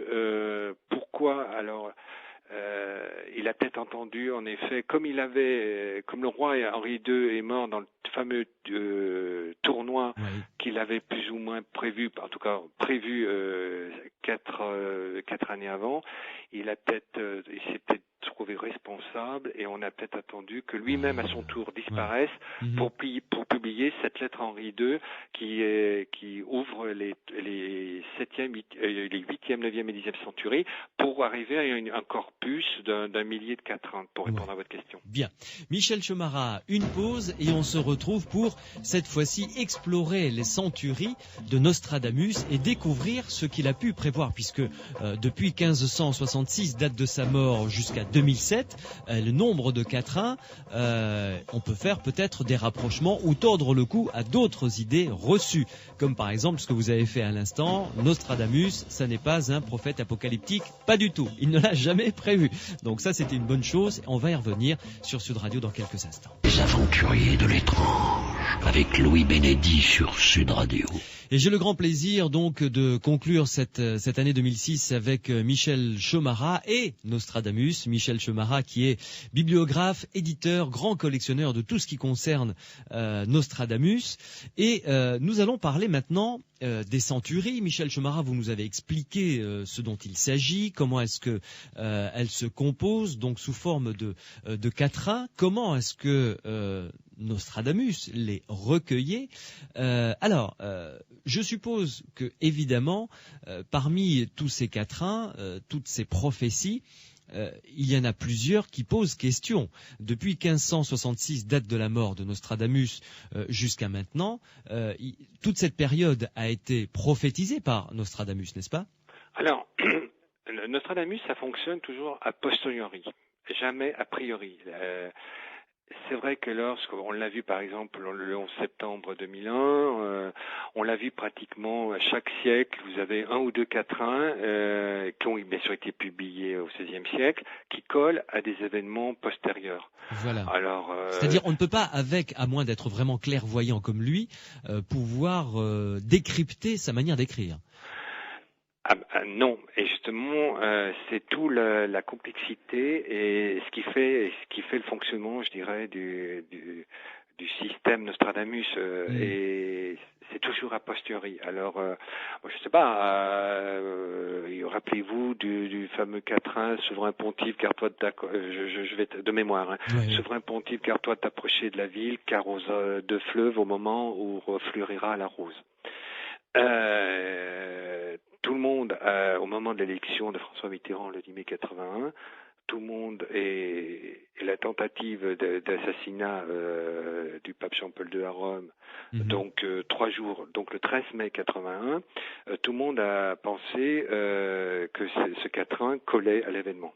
Alors après, il y a eu des discussions sans fin de savoir est-ce que Rome est traversée par 2 fleuves, est-ce que la Rose, etc., etc. Oui. Donc là, c'est de l'interprétation là à partir de là. Oui. Oui, mais c'est vrai que quand je lis le quatrain et que je la colle à ce qui s'est passé, comme ça, très rapidement, ça fonctionne. C'est vrai. Alors après, où ça devient plus compliqué, c'est que tout le monde a oublié que le pape Jean-Paul II est venu à Lyon. À Lyon, il y a 2 fleuves. Hein. Je suis bien passé. Il y a le Rhône et la Saône. Et donc, comme le pape avait survécu à l'attentat du 13 mai 1981, on pensait qu'il allait être assassiné et on voulait à nouveau accoler ce quatrain à des événements postérieurs. Vous voyez, c'est vrai que c'est très troublant.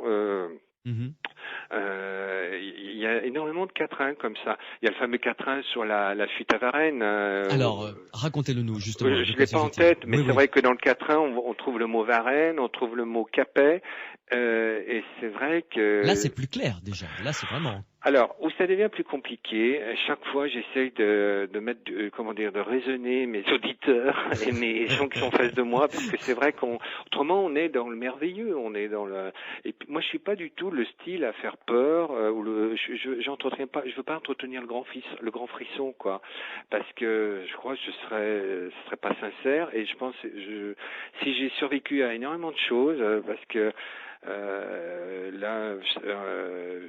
on parle, je sais pas, est-ce que vous savez par exemple que Shoko Asahara, le leader de la secte Aum, l'auteur de l'attentat au gaz sarin, au Japon, oui, est venu me voir. Ah bon? Oui, voilà. Donc c'est pour ça que Nostradamus, comme ça, sur des airs un peu légers, ça peut amener à la catastrophe. Avant Shoko Asahara que j'ai rencontré, qui est d'ailleurs condamné à mort et qui va sans doute être exécuté. Je sais pas. Vous voyez, on n'est plus dans la légèreté là. Non, là plus du tout. Non. Je rappelle aussi que quelqu'un qui s'appelait Adolf Hitler était passionné par Nostradamus, qu'il avait même fait venir. Il avait même recruté un astrologue qui s'appelait Karl Kraft à son service pour qu'il le fasse travailler et qui disent publiquement, et on a des traces dans mon fond, dans le Fonds Chomara à la Bibliothèque de Lyon, j'ai des écrits de Kraft et des ouvrages de lui. Et donc il l'a embauché, il l'a fait enlever en réalité. Il a fait enlever cet astrologue qui était en Suisse, il l'a fait venir à Berlin pour travailler au service à la fois de Goebbels et d'Adolf Hitler. Dans un premier temps, il a joué le jeu. Nostradamus, on trouve le Führer, on trouve les mots. En tout cas, si c'est pas tout à fait le mot, bref. Et ça s'est très mal terminé pour Karl Kraft, parce qu'au bout d'un moment, Kraft ne voulait plus jouer ce jeu de faire valoir auprès d'Adolf Hitler. Adolf Hitler l'a fait déporter, il a fait assassiner Karl Kraft dans un camp de concentration. Donc, vous voyez, c'est un enjeu terrible, Nostradamus.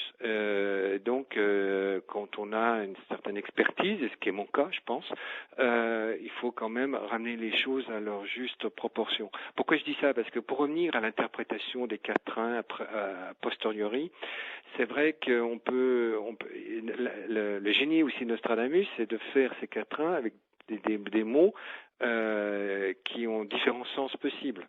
Le lion, ça peut être l'animal, ça peut être la ville, ça peut être le roi, et ainsi de suite. La rose, c'est pareil. La rose, quand on refleurira la rose, pensez bien que lorsque Nostradamus a écrit ça en 1555, c'est pas du tout ce qui était François Mitterrand. Ah oui, non, qui était non, mais que la rose était l'emblème des socialistes français. Vous voyez. Nous, mais on a besoin aussi de ça quelque part, parce qu'on est aussi dans une époque où les certitudes ont été remises en cause, qu'elles soient de religieuses, scientifiques, philosophiques et autres. Oui, ce qui fait que les sectes fleurissent du reste. Il y a à la fois les sectes qui fleurissent, et puis on veut à la fois on est dans un monde qui se veut de plus en plus rationnel, on a envie de l'irrationnel, et donc quelqu'un qui est né il y a plus de 5 siècles, il y a plus de 5 siècles maintenant, en 1503, on essaye en effet de partir dans le temps pour essayer d'expliquer aujourd'hui et demain. Mais quand on revient au texte, moi je dis il faut toujours revenir au texte, il faut pas avoir d'a priori, il faut poser le pour et le contre, il faut à qui profite le crime aussi quelque part, parce que là aussi j'ai fait une exposition à Lyon après un salon de Provence, Prophétie portant de Christ, qui démontrait qu'en effet que le regain d'intérêt pour Nostradamus était très lié à des périodes très troublées de l'histoire, que ce soit le 11 septembre, le dernier bouleversement de la planète politique.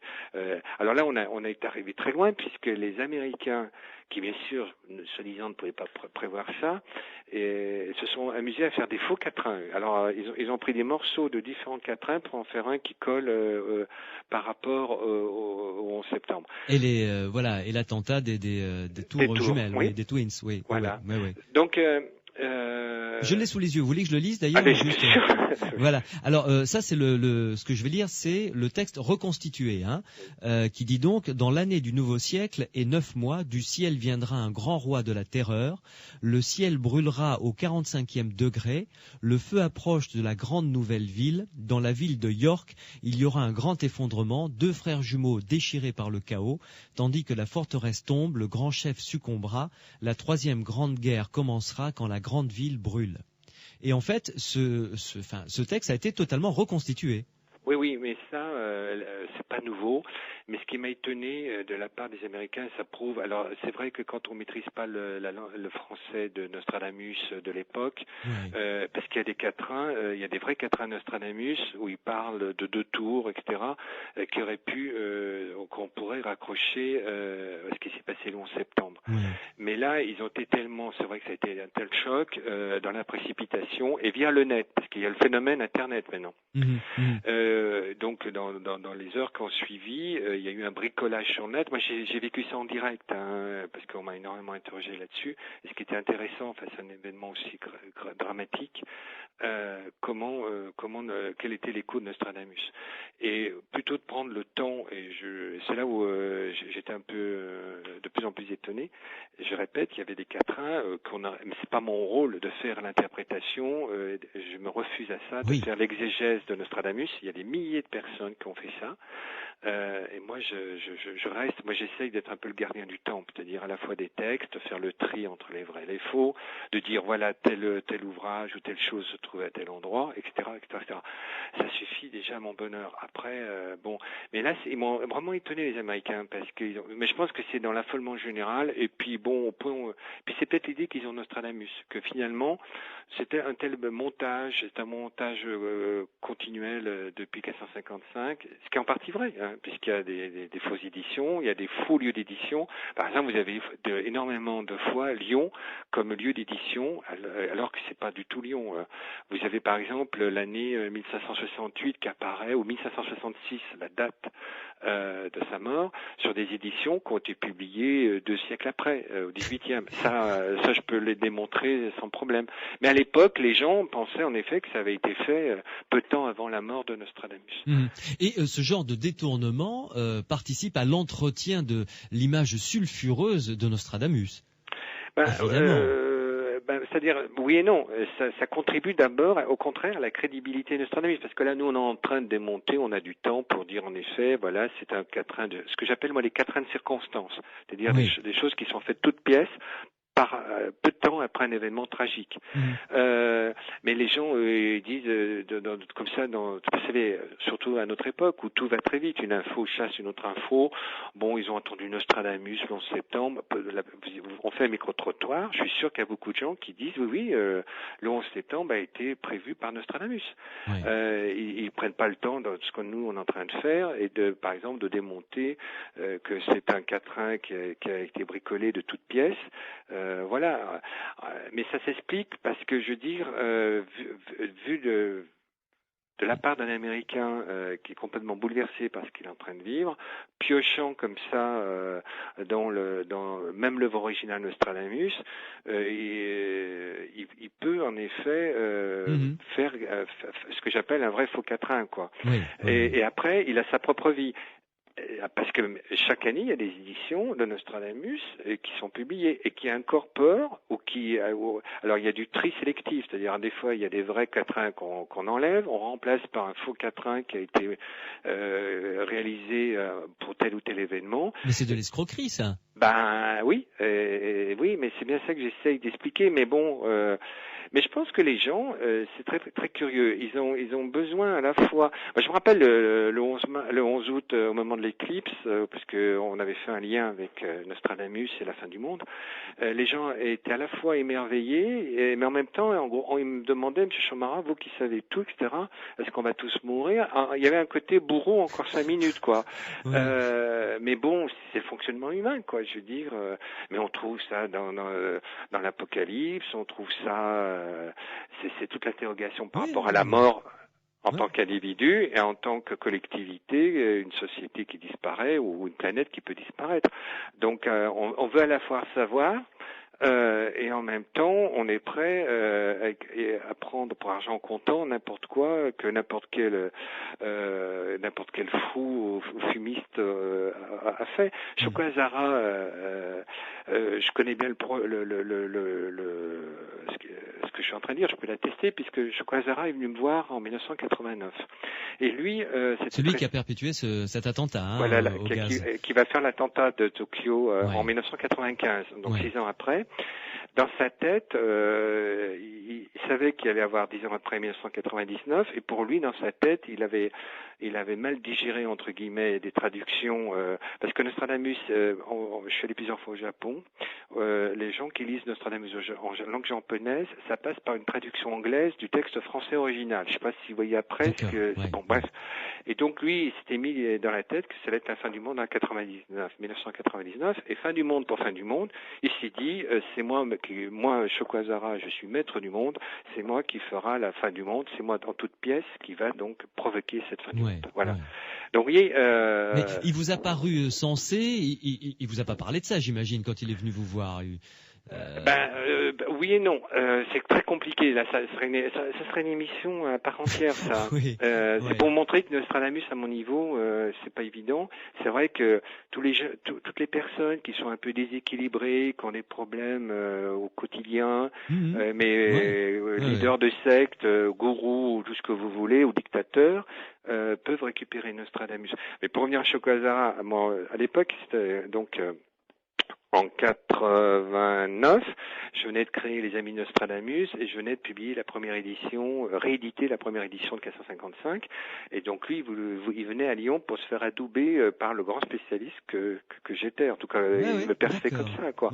Mais c'est vrai que j'étais quand même très prudent, parce que quand il m'a demandé est-ce qu'on parle de moi, Chocohazara, est-ce qu'on parle de moi dans les prophéties Nostradamus, par exemple, je lui ai expliqué que la connaissance géographique de Nostradamus en 1555, c'était une connaissance européenne. C'était pas alors justement, ça devient compliqué. Et je ramène toujours à des choses j'ai énormément travaillé là-dessus, par exemple, sur les lieux géographiques qu'on trouve dans les prophéties. Il y a très peu de choses concernant l'Asie ou l'Afrique, ou en tout cas, c'est très vague. Est-ce que il me parlait de le mont Fuji au Japon. Il parle de montagne, Nostradamus. Il parle pas de tel et tel. Il parle pas de l'Everest. Il parle pas. Voilà. Donc heureusement pour moi, j'ai su après. Parce qu'il a publié notre rencontre dans la revue de sa secte en japonais, et il part assez furieux. Très bien, vous avez du bol. Vous avez fait un bon boulot. Non, mais moi, autrement, je pourrais lui dire oui, et au lieu d'avoir, je sais pas combien, une dizaine de morts, mais en réalité, il y en a eu plus, parce que la secte Aum est quand même redoutable.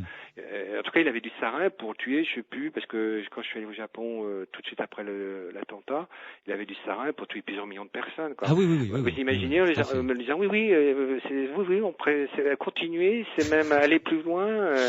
Vous imaginez, je crois pas que je serais pas en train de discuter avec vous. Mais bon, donc vous voyez, c'est un texte, c'est un superbe texte qui interpelle l'humanité, chacun d'entre nous, chaque jour. Mais après, en effet, on peut le détourner. C'est pour ça que je dis que Nostradamus, c'est pas le prophète de l'Apocalypse. Il peut être un prophète, mais comme tous les prophètes, je pense que c'est pour nous interpeller par rapport à tout ce qu'on a dit au début de notre entretien, c'est-à-dire à la fois ses connaissances scientifiques et spirituelles. C'est le cursus de chacun d'entre nous, en tout cas ceux qui le souhaitent. Mais qu'est-ce qu'on en fait de tout ça, quoi? Je veux dire, est-ce qu'on est là pour accélérer la fin de cette humanité, ou au contraire la transmettre en meilleur état qu'on l'a reçu, à nos descendants, en tout France. À fait. Michel Chemara, une pause et on se retrouve pour que vous nous éclairiez sur quelques quatrains. Je suis sûr que vous avez, en tant que spécialiste de Nostradamus, des quatrains à nous citer que, comme vous nous l'avez dit, on a pu coller a posteriori sur l'actualité depuis 1566 jusqu'à nos jours, ne serait-ce que pendant, je sais pas moi, qui a annoncé la Première Guerre mondiale, peut-être d'autres grands événements qui nous séparent donc de la mort de Nostradamus. À tout de suite. Des aventuriers de l'étrange, avec Louis Bénédy sur Sud Radio. Nostradamus est notre centre d'intérêt pour découvrir un petit peu ces célèbres et fameuses centuries. Michel Chemara est mon invité dans Les Aventuriers de l'étrange sur Sud Radio. Michel Chemara, je suis sûr vous avez en tête, non pas le texte exact, j'imagine bien, parce que mais quelques exemples précis relatifs donc à l'histoire, sur lesquels on peut vraiment, raisonnablement, coller un des quatrains de Nostradamus.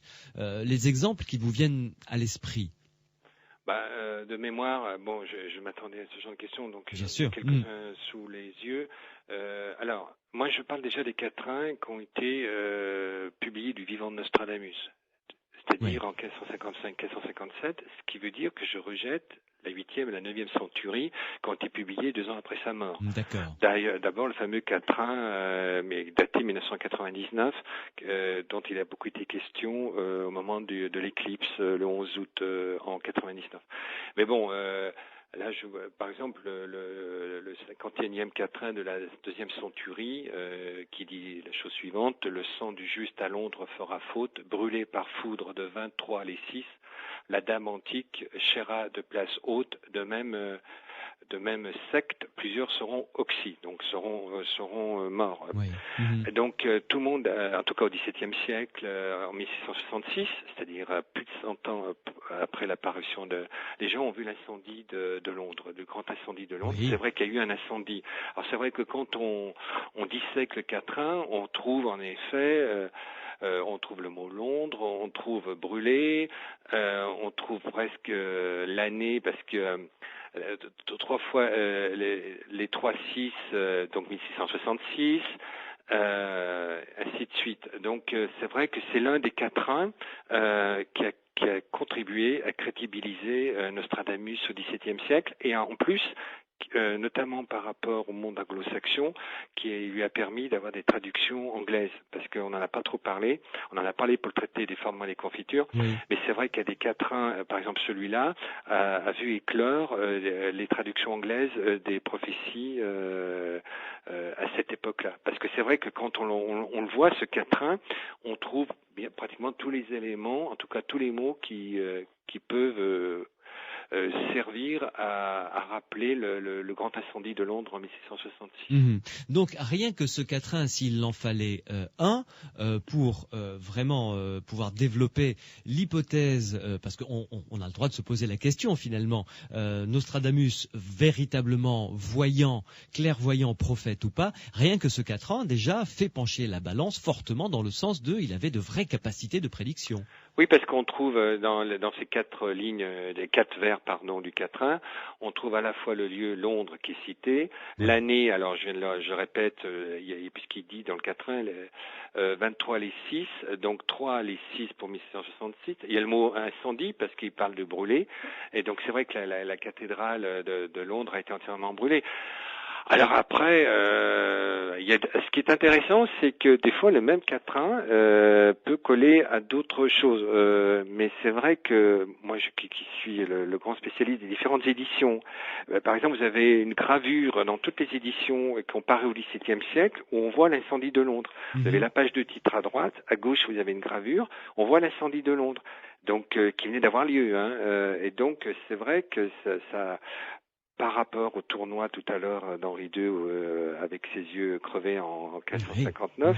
Donc à chaque siècle comme ça, vous avez un quatrain qui trouble énormément les gens. Alors, au XVIIIe siècle, le quatrain où on vous trouve les mots Capet, Varennes, on a collé ça en effet à l'arrestation de la famille royale dans la forêt. Voilà. Après Napoléon, je l'ai plus en tête, mais je sais qu'il y a où on parle d'empereur naîtra après, un empereur naîtra près d'Italie, etc., etc. C'est vrai que avant, parce que chaque année, il y a aussi des interprétations. Dès le XVIe siècle, il y a des interprétations de Nostradamus. Mais jusqu'à l'arrivée de Bonaparte, et puis plus tard de Napoléon comme empereur, personne n'en parlait. Mais c'est vrai que le jour où Bonaparte est devenu Napoléon, vous avez tout au début du XIXe siècle tout un tas d'interprétations de Nostradamus qui font dire que Nostradamus avait prévu Napoléon. Au XIXe siècle, c'est pareil. Au XXe, c'est pareil. On a parlé du 11 septembre. En général, il n'y en a pas beaucoup. C'est 1 ou 2 par siècle. Mais qui sont... Alors, si ça se trouve, pour le XXe, j'ai parlé tout à l'heure du fameux quatrain, souverain pontife, garde-toi de Portel, quand on reflera la rose. C'était aussi le grand roi des frayeurs pour parler du 11 août 1999. Mais ce quatrain-là fait partie des centuries qui ont été publiées après la mort de Nostradamus. Donc voilà, moi, ce qui m'intéresse, c'est comment l'histoire et comment les gens, ce qu'on appelle la fréquence dans qu'est-ce qui est pour tous les exégètes ou toutes les personnes, je dirais, sensées, qu'est-ce qui colle vraiment à l'actualité. il n'y en a pas tant que ça. Hein. Si on prend que les 700 premiers quatrains, il y en a, on dirait c'est déjà pas mal. Il y en a un un par siècle, c'est pas beaucoup siècle, quand même. Comment? C'est pas beaucoup. Non. Si on veut être sérieux, parce que après on peut faire bien ce que l'on veut. Je veux dire, je parle des vrais quatrains, hein, parce qu'alors évidemment il y a tous les quatrains qu'on a. Par exemple, au moment de la Fronde, entre 1639 et 1642, vous avez un faux quatrain où vous avez Nirazam qui apparaît. Et c'est très intéressant parce que c'est dans une édition qui, soi-disant, la page de titre, vous avez Lyon 468. Et heureusement, donc le format, le papier montre que c'est pas une édition lyonnaise. En réalité, c'est une édition qui a apparu pendant la Fronde. Et pourquoi j'atteste ça? Parce qu'il y a un quatrain qui apparaît. Tout à l'heure, j'ai dit que la 3e centurie était incomplète et la 7e aussi. Donc, on a toujours tendance à compléter les centuries incomplètes. Oui, et donc, pendant la Fronde, vous avez un quatrain où vous voyez le mot Nirazam. Nirazam, c'est l'anagramme de Mazarin. Et donc, c'est facile de dater finalement l'ouvrage qui était donc, je crois, de mémoire de 1649 et certainement pas de 1568. Donc voilà. Alors, mais il faut un temps fou pour et puis il faut avoir. Et d'où l'intérêt du fonds qui porte mon nom, la Boutique de Lyon, puisque la Boutique de Lyon a la collection Nostradamus la plus importante au monde. Oui. Quand vous avez tout ce que j'appelle le panel le plus important au monde, vous pouvez comparer les différentes éditions. Ce que personne a en général. Chez soi, on peut avoir le dernier livre de Paco Rabanne, d'Elisabeth Tessier ou Jean-Charles de Fontbrune. Si on peut éviter quand même. Si on peut éviter. Non, mais par exemple, Jean-Charles de Fontbrune, lui, il travaille d'après une édition de 1605.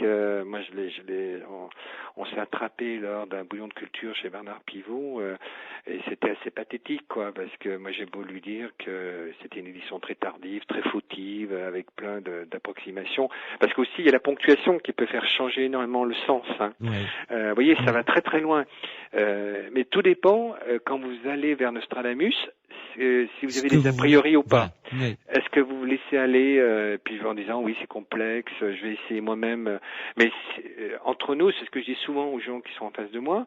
Si ça se trouve, moi je peux vous trouver un quatrain qui vous concerne. Hein. Moi tous les coups sur les 700 ou les 1000 quatrains, je suis sûr qu'il y a un quatrain qui peut coller avec vous, alors que je vous connais pas du tout. Quoi. Oui. Alors justement, parce que c'est une hypothèse que je voulais vous soumettre, vous en parlez. Nostradamus a écrit, on va dire, 1000 quatrains, à peu près, grosso modo, 1000 quatrains. Bien. Jusqu'à maintenant, c'est-à-dire, il est mort en 1566, nous sommes en 2007, on peut référencer de manière sérieuse et plausible un quatrain par siècle qui correspondrait... On peut dire deux. Ça fait quoi 5 siècles, ça en fait une dizaine. Mettons une douzaine, une bonne douzaine. Oui. Allez, allons-y, soyons larges, 12 quatrains qui concernent 5 siècles. Oui. Est-ce que par hasard, parce que visiblement il avait un talent de clairvoyance, est-ce que ces quatrains ne concernaient pas, parce qu'on ne sait pas comment fonctionne la voyance, d'où les informations viennent, comment elles viennent, etc., comment on les perçoit. Bref, est-ce que ça ne concernerait pas des gens plus, j'allais dire, pas le kidam, mais plus des petites gens que de grands événements historiques, ou de petits événements plutôt que de gros événements historiques? Évidemment, on n'aurait pas idée de le rapprocher à des petits événements. Il n'y aurait pas cette piste, à votre avis? Je pense qu'il y a les deux qui s'additionnent. Nostradamus, c'est un écrit, je l'ai dit tout à l'heure, de littérature populaire. Son mode de diffusion, son accès est très facile. Ça coûte pas, c'est pas un livre qui est caché. Bon bref, tout le monde peut l'acheter depuis le XVIe siècle. En tout cas, plus facilement maintenant. C'est vrai qu'au XVIe siècle, le livre était relativement cher. Il fallait pouvoir lire. Bref. Et puis il fallait savoir lire aussi. Voilà, il fallait savoir lire, etc. Deuxièmement, pour revenir à votre question, Nostradamus est très clair. Il dit qu'il s'adresse pas uniquement au commun des mortels. Il parle à l'humanité entière et à ses représentants. C'est pas dit comme je suis en train de le dire, parce que c'est jamais plus aussi précis. Mais il dit à ceux en gros qui vont avoir en charge le destin de cette planète, quoi. Donc c'est pour ça que on revient en effet à peu de quatrains. Alors peu de quatrains qui concernent finalement peu d'événements, mais alors après, là on rentre dans quelque chose de très complexe, c'est-à-dire c'est vrai qu'on est plutôt on est plus intéressé sur les 5 derniers siècles que sur les 10 000 ans qui nous précèdent, quoi. Oui. Parce qu'il y a une espèce de filtre et puis de la mémoire et puis l'histoire. C'est vrai qu'on on est plus passionné par le 11 septembre qu'on a vécu.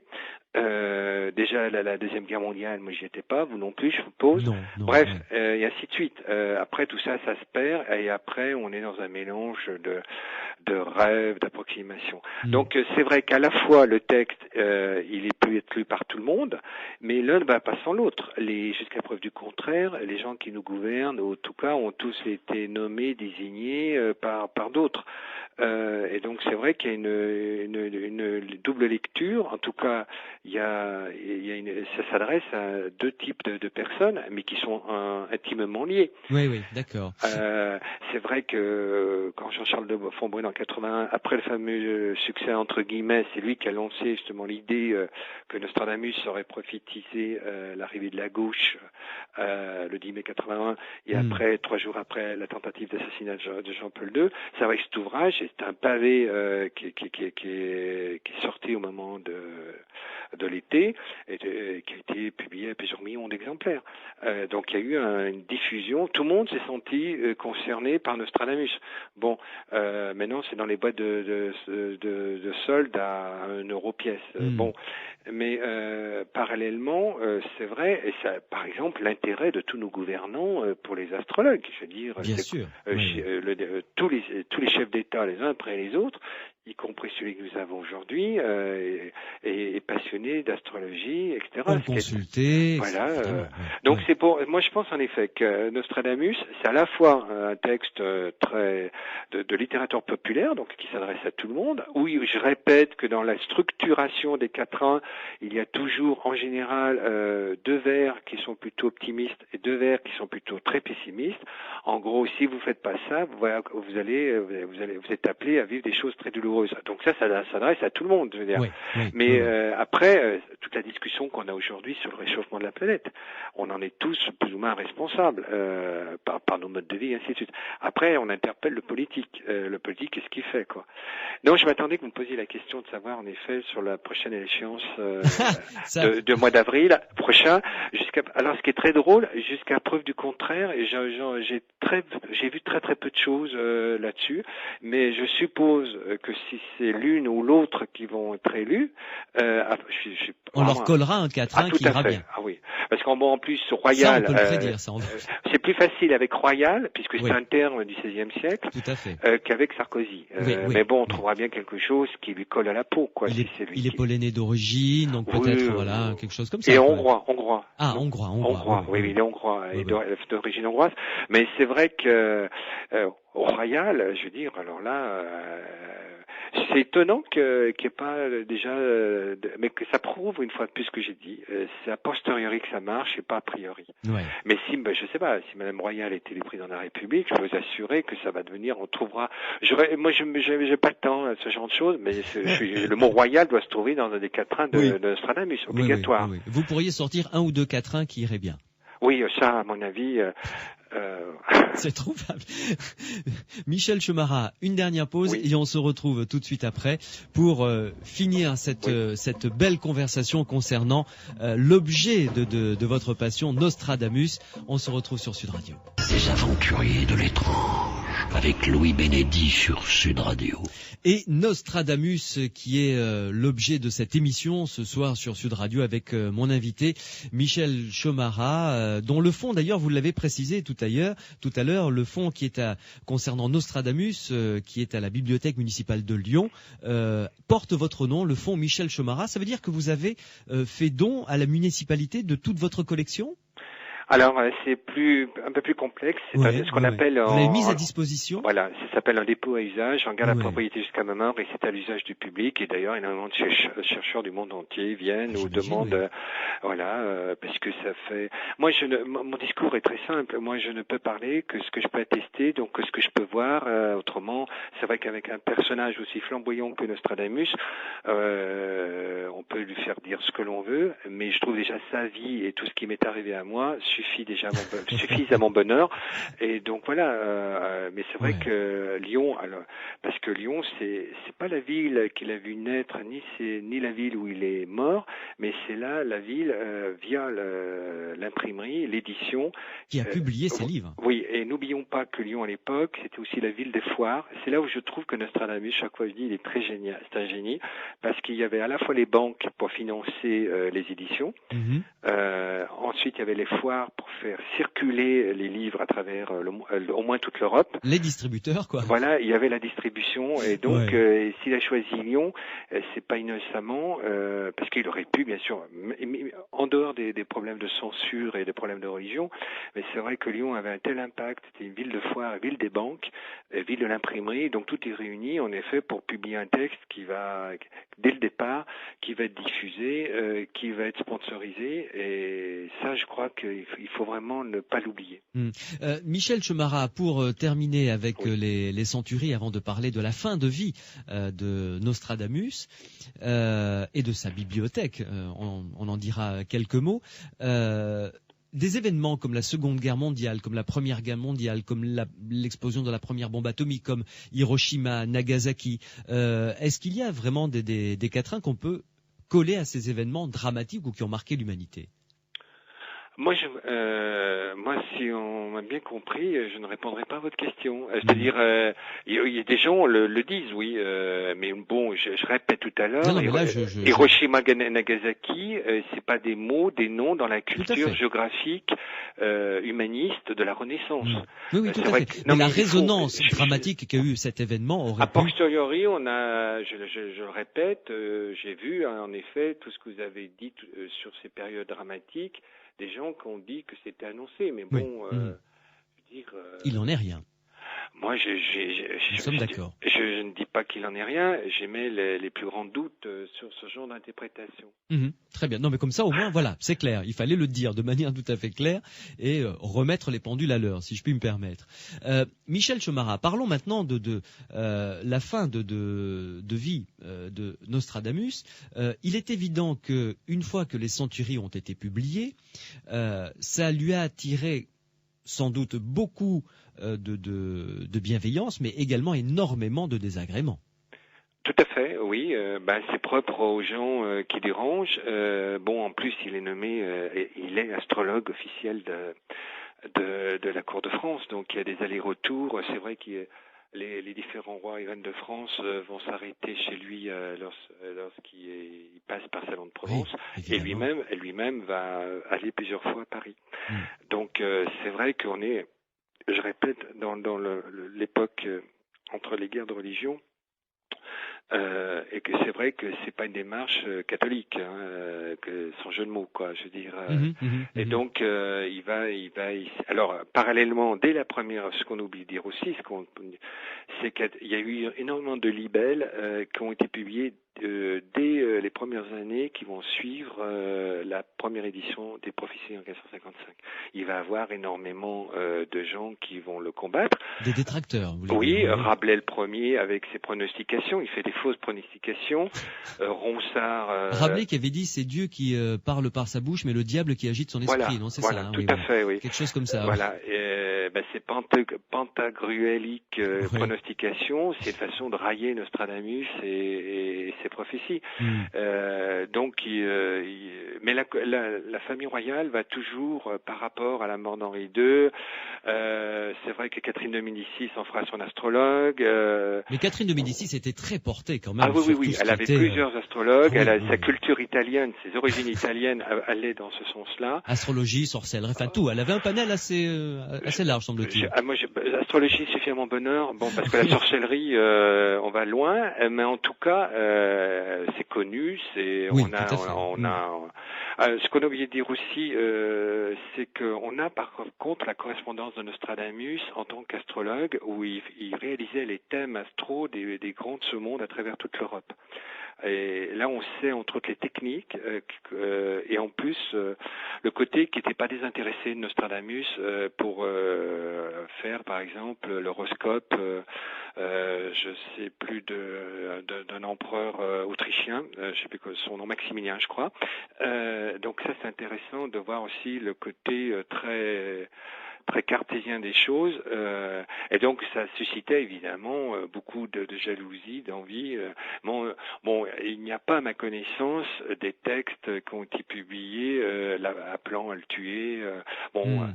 C'est vrai qu'il avait suffisamment de protection, et puis je pense qu'il avait une telle aura, on ne voulait pas s'amuser à essayer d'attenter à sa vie parce que, je sais pas, il y avait...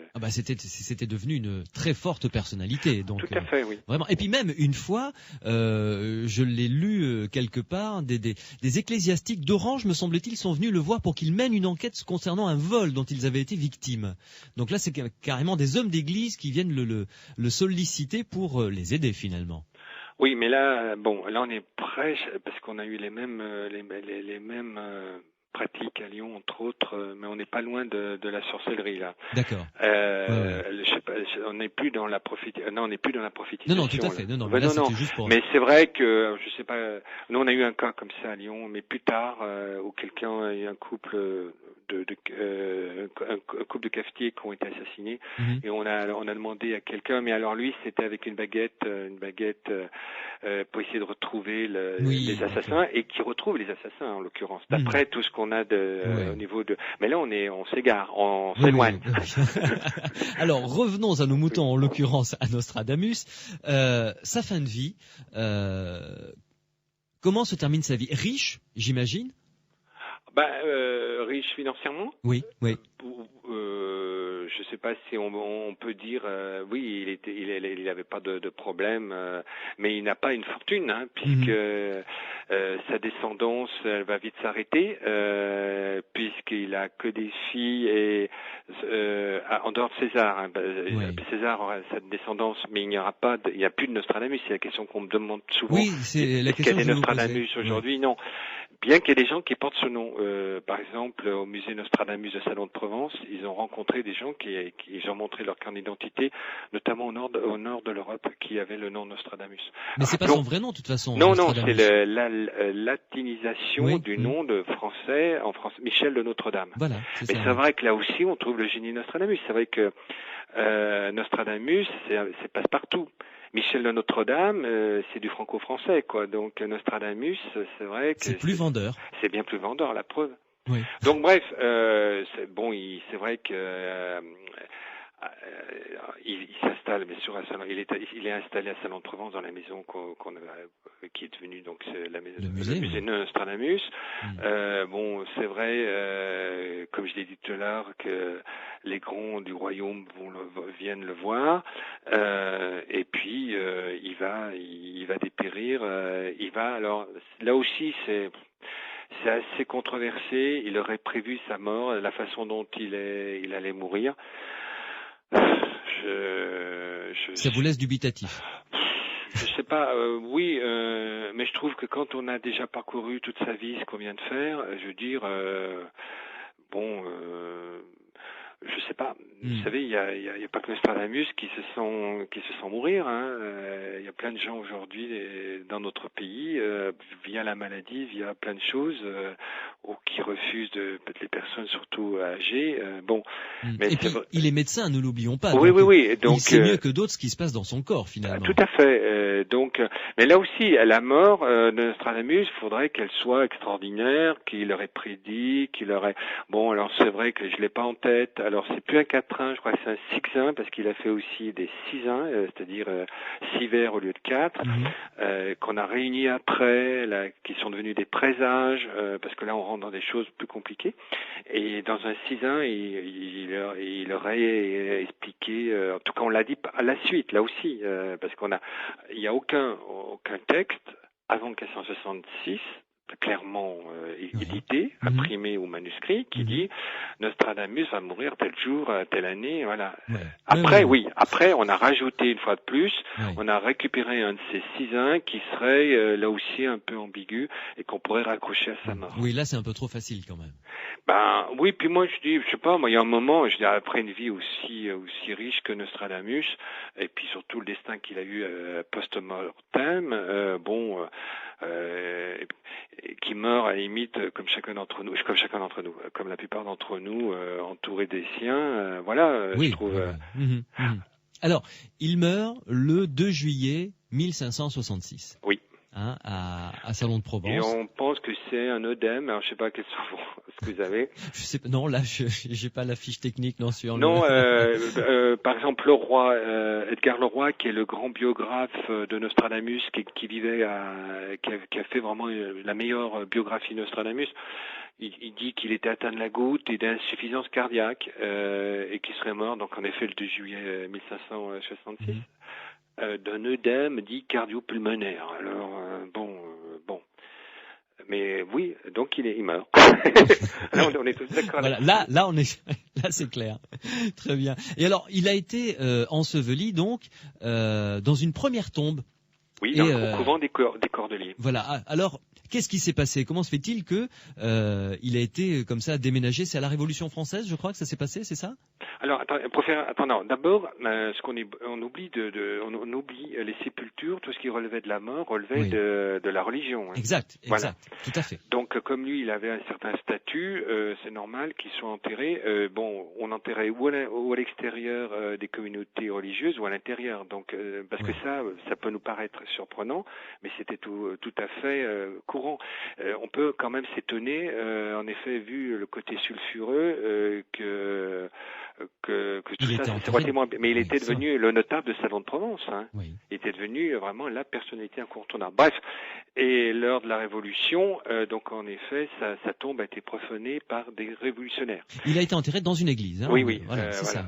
Et donc la tombe est profanée, et alors là on a des descriptions de l'époque. Alors toutes plus extraordinaires les unes que les autres. Moi j'ai énormément dans le Franche-Comté, énormément de textes de cette époque. Alors je sais plus si c'est 1792, bref. Alors certains le disent, quand on a ouvert la tombe, il était vivant, il continuait à écrire ses prophéties. Extraordinaire. Bref, ce qui est sûr, c'est que ceux qui l'ont profané sont morts de mort violente. Ça, c'est attesté. Ah bon? Oui. Alors, il y a eu plusieurs... parce qu'il y a des gens qui travaillent sur des segments très pointus de sa vie, parce que c'est tellement vaste. Et donc ça, on est à peu près sûr, parce que je crois que c'était une bande de révolutionnaires, mais plus proches des pillards que des révolutionnaires, qui parcouraient toute la Provence. Et qui ont fait un coup, sachant que Nostradamus était enterré au couvent des Cordeliers. Et après, je crois que c'est en allant sur Cavaillon, en tout cas, ils meurent, je ne sais plus de quelle façon, mais en tout cas, ils vont disparaître. Et alors, attendez, parce que ça, c'est quand même, ça va participer encore de la légende de Nostradamus. Ceux qui ont profané sa tombe sont morts de mort violente. Oui, ça me rappelle les pyramides. Toutankhamon, ah oui. Oui, voilà, on est dans le même scénario. Oui. Ce qu'il faut dire, c'est que donc la tombe est profanée, que les restes sont plus ou moins dispersés. Que lorsque la Révolution s'apaise, je crois que c'est le maire, il y a un maire qui est nommé à Salon, qui rassemble plus ou moins ce qui reste des ossements de Nostradamus, et ils vont être transférés bien plus tard à l'actuelle collégiale Saint-Laurent, dans une chapelle, je ne sais plus laquelle, où vous trouvez une épitaphe, la chapelle Saint-Laurent, la collégiale et la chapelle, et l'épitaphe sont en cours de restauration. Donc la question, en effet, de savoir qu'est-ce qui reste en dehors du fémur qui se trouve à Agen. Oui. Qu'est-ce qui reste, voilà. On ne sait pas trop. Ouais. Mais alors, dites-moi, avant de conclure, quand même, j'aimerais qu'on revienne parce qu'on l'a évoqué rapidement. C'est avant sa mort, Michel de Notre-Dame a brûlé sa bibliothèque. Mais C'est curieux. Non, c'est même avant sa mort. C'est bien avant sa mort. C'est avant la publication de la première édition des prophéties. Ah bon, en 1555 déjà. Voilà. Oui, puisqu'il le dit lui-même dans sa préface à son fils César. J'ai brûlé. Il dit très très très clairement. Moi, je pense qu'il y avait plusieurs choses. Parce que les livres sont rares à cette époque-là, quand même. Donc, avoir une vraie bibliothèque, c'était une richesse inouïe, surtout pour un intellectuel comme lui, un chercheur comme lui. Oui. Je pense, comme je l'ai dit tout à l'heure aussi, je pense qu'il y avait aussi beaucoup de manuscrits qui provenaient, je pense, de sa famille. Je pense qu'il voulait pas savoir il voulait pas dire quelles ont été ses influences. Et deuxièmement, je pense qu'il avait beaucoup d'écrits qui étaient complètement condamnables par les autorités religieuses de l'époque. Ouais. Donc ça faisait deux raisons importantes pour qu'il fasse disparaître tout ça. Malgré ça, on a quelques vestiges de sa bibliothèque, notamment à Lyon et dans différentes villes de France. Mais c'est vrai que, quant à la bibliothèque, c'est tout à fait normal D'ailleurs, on a des gravures le représentant dans ce qu'on appelle un cabinet de travail. Avant qu'il monte la nuit pour scruter les astres, en tout cas, il se fait représenter dans un cabinet de travail avec autour de lui énormément de livres. Des étagères remplies de livres. Oui. Mais c'est un humaniste classique du XVIe siècle, c'est-à-dire passionné de plein de choses, notamment de choses qui sont interdites par les autorités à la fois politiques et religieuses de l'époque. Et ça s'explique en effet qu'il est détruit, d'une part pour ce que je viens de dire, et deuxièmement peut-être pour pas. Si on savait, on saurait trop les influences, ça réduirait peut-être le personnage et l'intérêt des prophéties, je pense. Parce que là aussi, il y a eu des tonnes et des tonnes d'écrits, de savoir. On a fait des analogies, des textes comparés pour savoir dans quel, notamment un poète latin, un écrivain latin qui s'appelle Jean Blic, qui a écrit un livre sur les mystères égyptiens. Il aurait beaucoup influencé, mais bon, il faut quand même laisser du grain à moudre à nos descendants, pour que Nostradamus, je trouve que j'ai déjà pas mal œuvré pour essayer de le faire connaître, en tout cas d'essayer de rationaliser quelque chose qui est irrationnel, totalement irrationnel pour le commun des mortels, quoi. Pensez-vous, pour ma part, je crois que c'est bien parti, que Nostradamus continue à être étudié comme ça encore pendant un siècle ou deux? Ah, moi, je pense que c'est pas un ou deux siècles, ce sera je pense que ça va pas cesser de continuer. Et alors, il y a une chose je sais pas si je l'ai dit, mais ce qui est intéressant, c'est qu'au début, c'était un sujet franco-français, par le biais du français, après, j'ai parlé des traductions, notamment avec l'incendie de Londres au XVIIe siècle avec l'Angleterre. Donc après, il y a eu des traductions en italien et en allemand. Et maintenant, moi j'ai vu ça en allant au Japon, le nombre de livres en japonais, c'est hallucinant, quoi. Et alors c'est vrai que Shoko Asahara et sa référence à Nostradamus, puisqu'il avait publié un livre, Nostradamus 1999. Et donc c'est vrai que ça a encouragé. Alors il y a quelques poches de résistance. Là, j'ai été récemment à Pékin en 2003. Il n'y avait pas encore Nostradamus. Il y a aussi l'Afrique. Ça, c'est intéressant au niveau de la spiritualité. Qui s'intéresse à Nostradamus? Non, qui ne s'intéresse pas à Nostradamus. D'accord. Le Maghreb, oui, via tout ce qui est colonie. Il y a des livres, j'ai des interprétations de Nostradamus qui ont été publiées en Algérie, en Tunisie, en Égypte, etc. C'est extraordinaire. Mais pas l'Afrique. Autrement, alors évidemment l'Amérique, les Amériques Nord et Sud, alors là, c'est la folie, l'Australie. Donc on a parlé de toute l'Europe, et bien sûr. Mais il reste en gros quelques poches de résistance. Mais je pense que Pékin, ça devrait basculer. La Chine, en s'ouvrant à nos cultures, c'est ça aussi la mondialisation. Mais l'Afrique, une partie de l'Afrique centrale et l'Afrique du Sud est encore rétive à l'intérêt pour Nostradamus. Mais pour répondre à votre question, bien sûr, je veux dire, ça ne peut que croître, quoi, puisque ça fera partie du corpus littéraire de l'humanité. C'est pas un hasard si c'est un des livres les plus publiés au monde après la Bible, le Coran, etc. Oui, c'est ce que j'ai lu, c'est absolument hallucinant, ça. Oui, après les textes sacrés. Tout à fait. Mais ça devient, je veux pas dire que ça devient un texte sacré, mais pourquoi pas, si ça dans 1000 ans ou 2000 ans, j'en sais rien.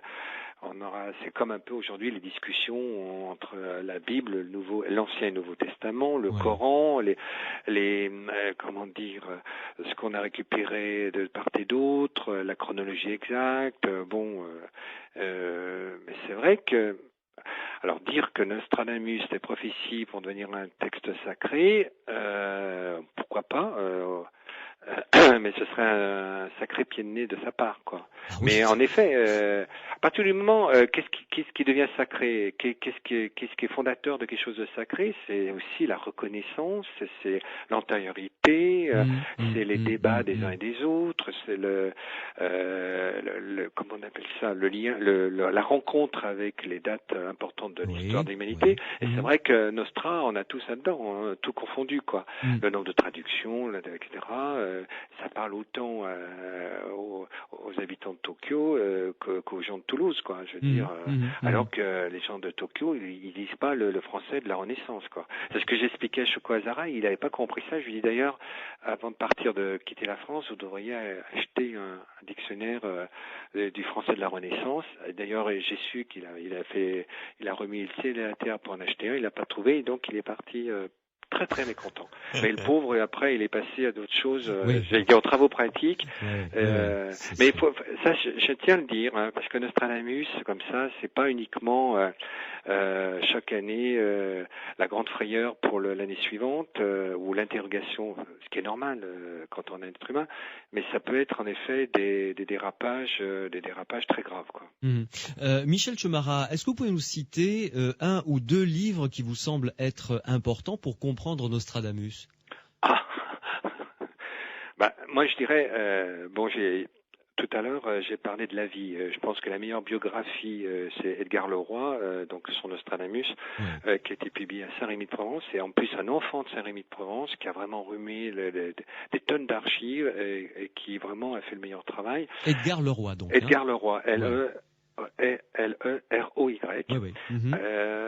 Autrement, alors quand moi je pense, vous avez un Nostradamus dans la collection découverte de Gallimard, qui est un très bon digeste et qui reprend notamment par l'image, grâce d'ailleurs au fonds Chomara, puisque une grande partie de ce volume a été illustré par de l'iconographie qui provient de mon fonds.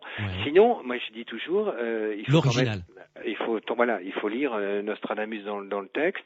Et à part moi, puisque je suis éditeur, j'ai publié par exemple les éditions 455, 457 incomplètes, mais du vivant, qui sont épuisées. Et là, j'ai publié l'édition 468, d'après mon exemplaire d'ailleurs de la Bibliothèque de Lyon. Et on trouve ça à mes éditions Michel Chomara. Donc c'est l'édition des prophéties de 468. Voilà. Avec ces trois choses, à mon avis, après on a l'essentiel, quoi. Oui. Michel Chomara, édition Michel Chomara, oui, c'est ça? À Lyon. D'accord, donc on peut aller chez son libraire favori. Oui, tout à fait. Et lui demander ça, hein? Parfait. Mais écoutez, Michel Chomara, vraiment merci. J'étais ravi de passer ce long moment avec vous et en compagnie de Nostradamus. Ça a été vraiment un vrai plaisir de pouvoir découvrir les facettes exceptionnelles de cet homme qui est mort en 1566 et qui fait que on parle de lui encore avec passion en 2006, bientôt 2007. C'est dire l'aura de ce personnage. Merci beaucoup, Michel Chomara. Merci à vous. Et à très bientôt. Sud Radio, samedi et dimanche, 22h minuit. Louis Bénédit, les aventuriers de l'étrange.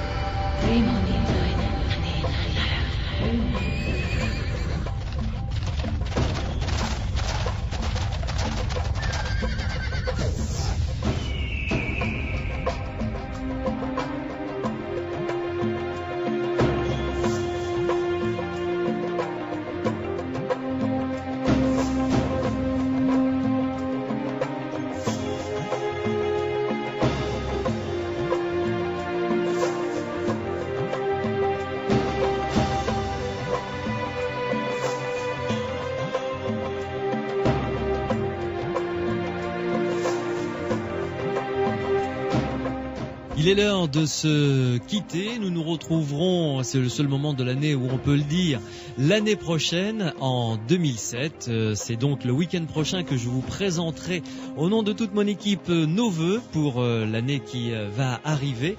On se retrouvera avec énormément de très beaux sujets. Nous parlerons d'astrologie, nous parlerons également de sujets plus inquiétants comme le satanisme. Nous reviendrons sur vos témoignages, bien entendu. Nous parlerons de télépathie, de voyance, de sortie hors du corps encore. Enfin bref, plein de sujets concernant le paranormal ou les mystères historiques qui seront passionnants. Passez de très bons réveillons. Soyez prudents si vous prenez la route. Et puis rendez-vous le week-end prochain. Vous avez Sud Radio qui vous accompagne avec les rediffs tout au long de la nuit. Et passez une excellente fête et on se retrouvera l'année prochaine.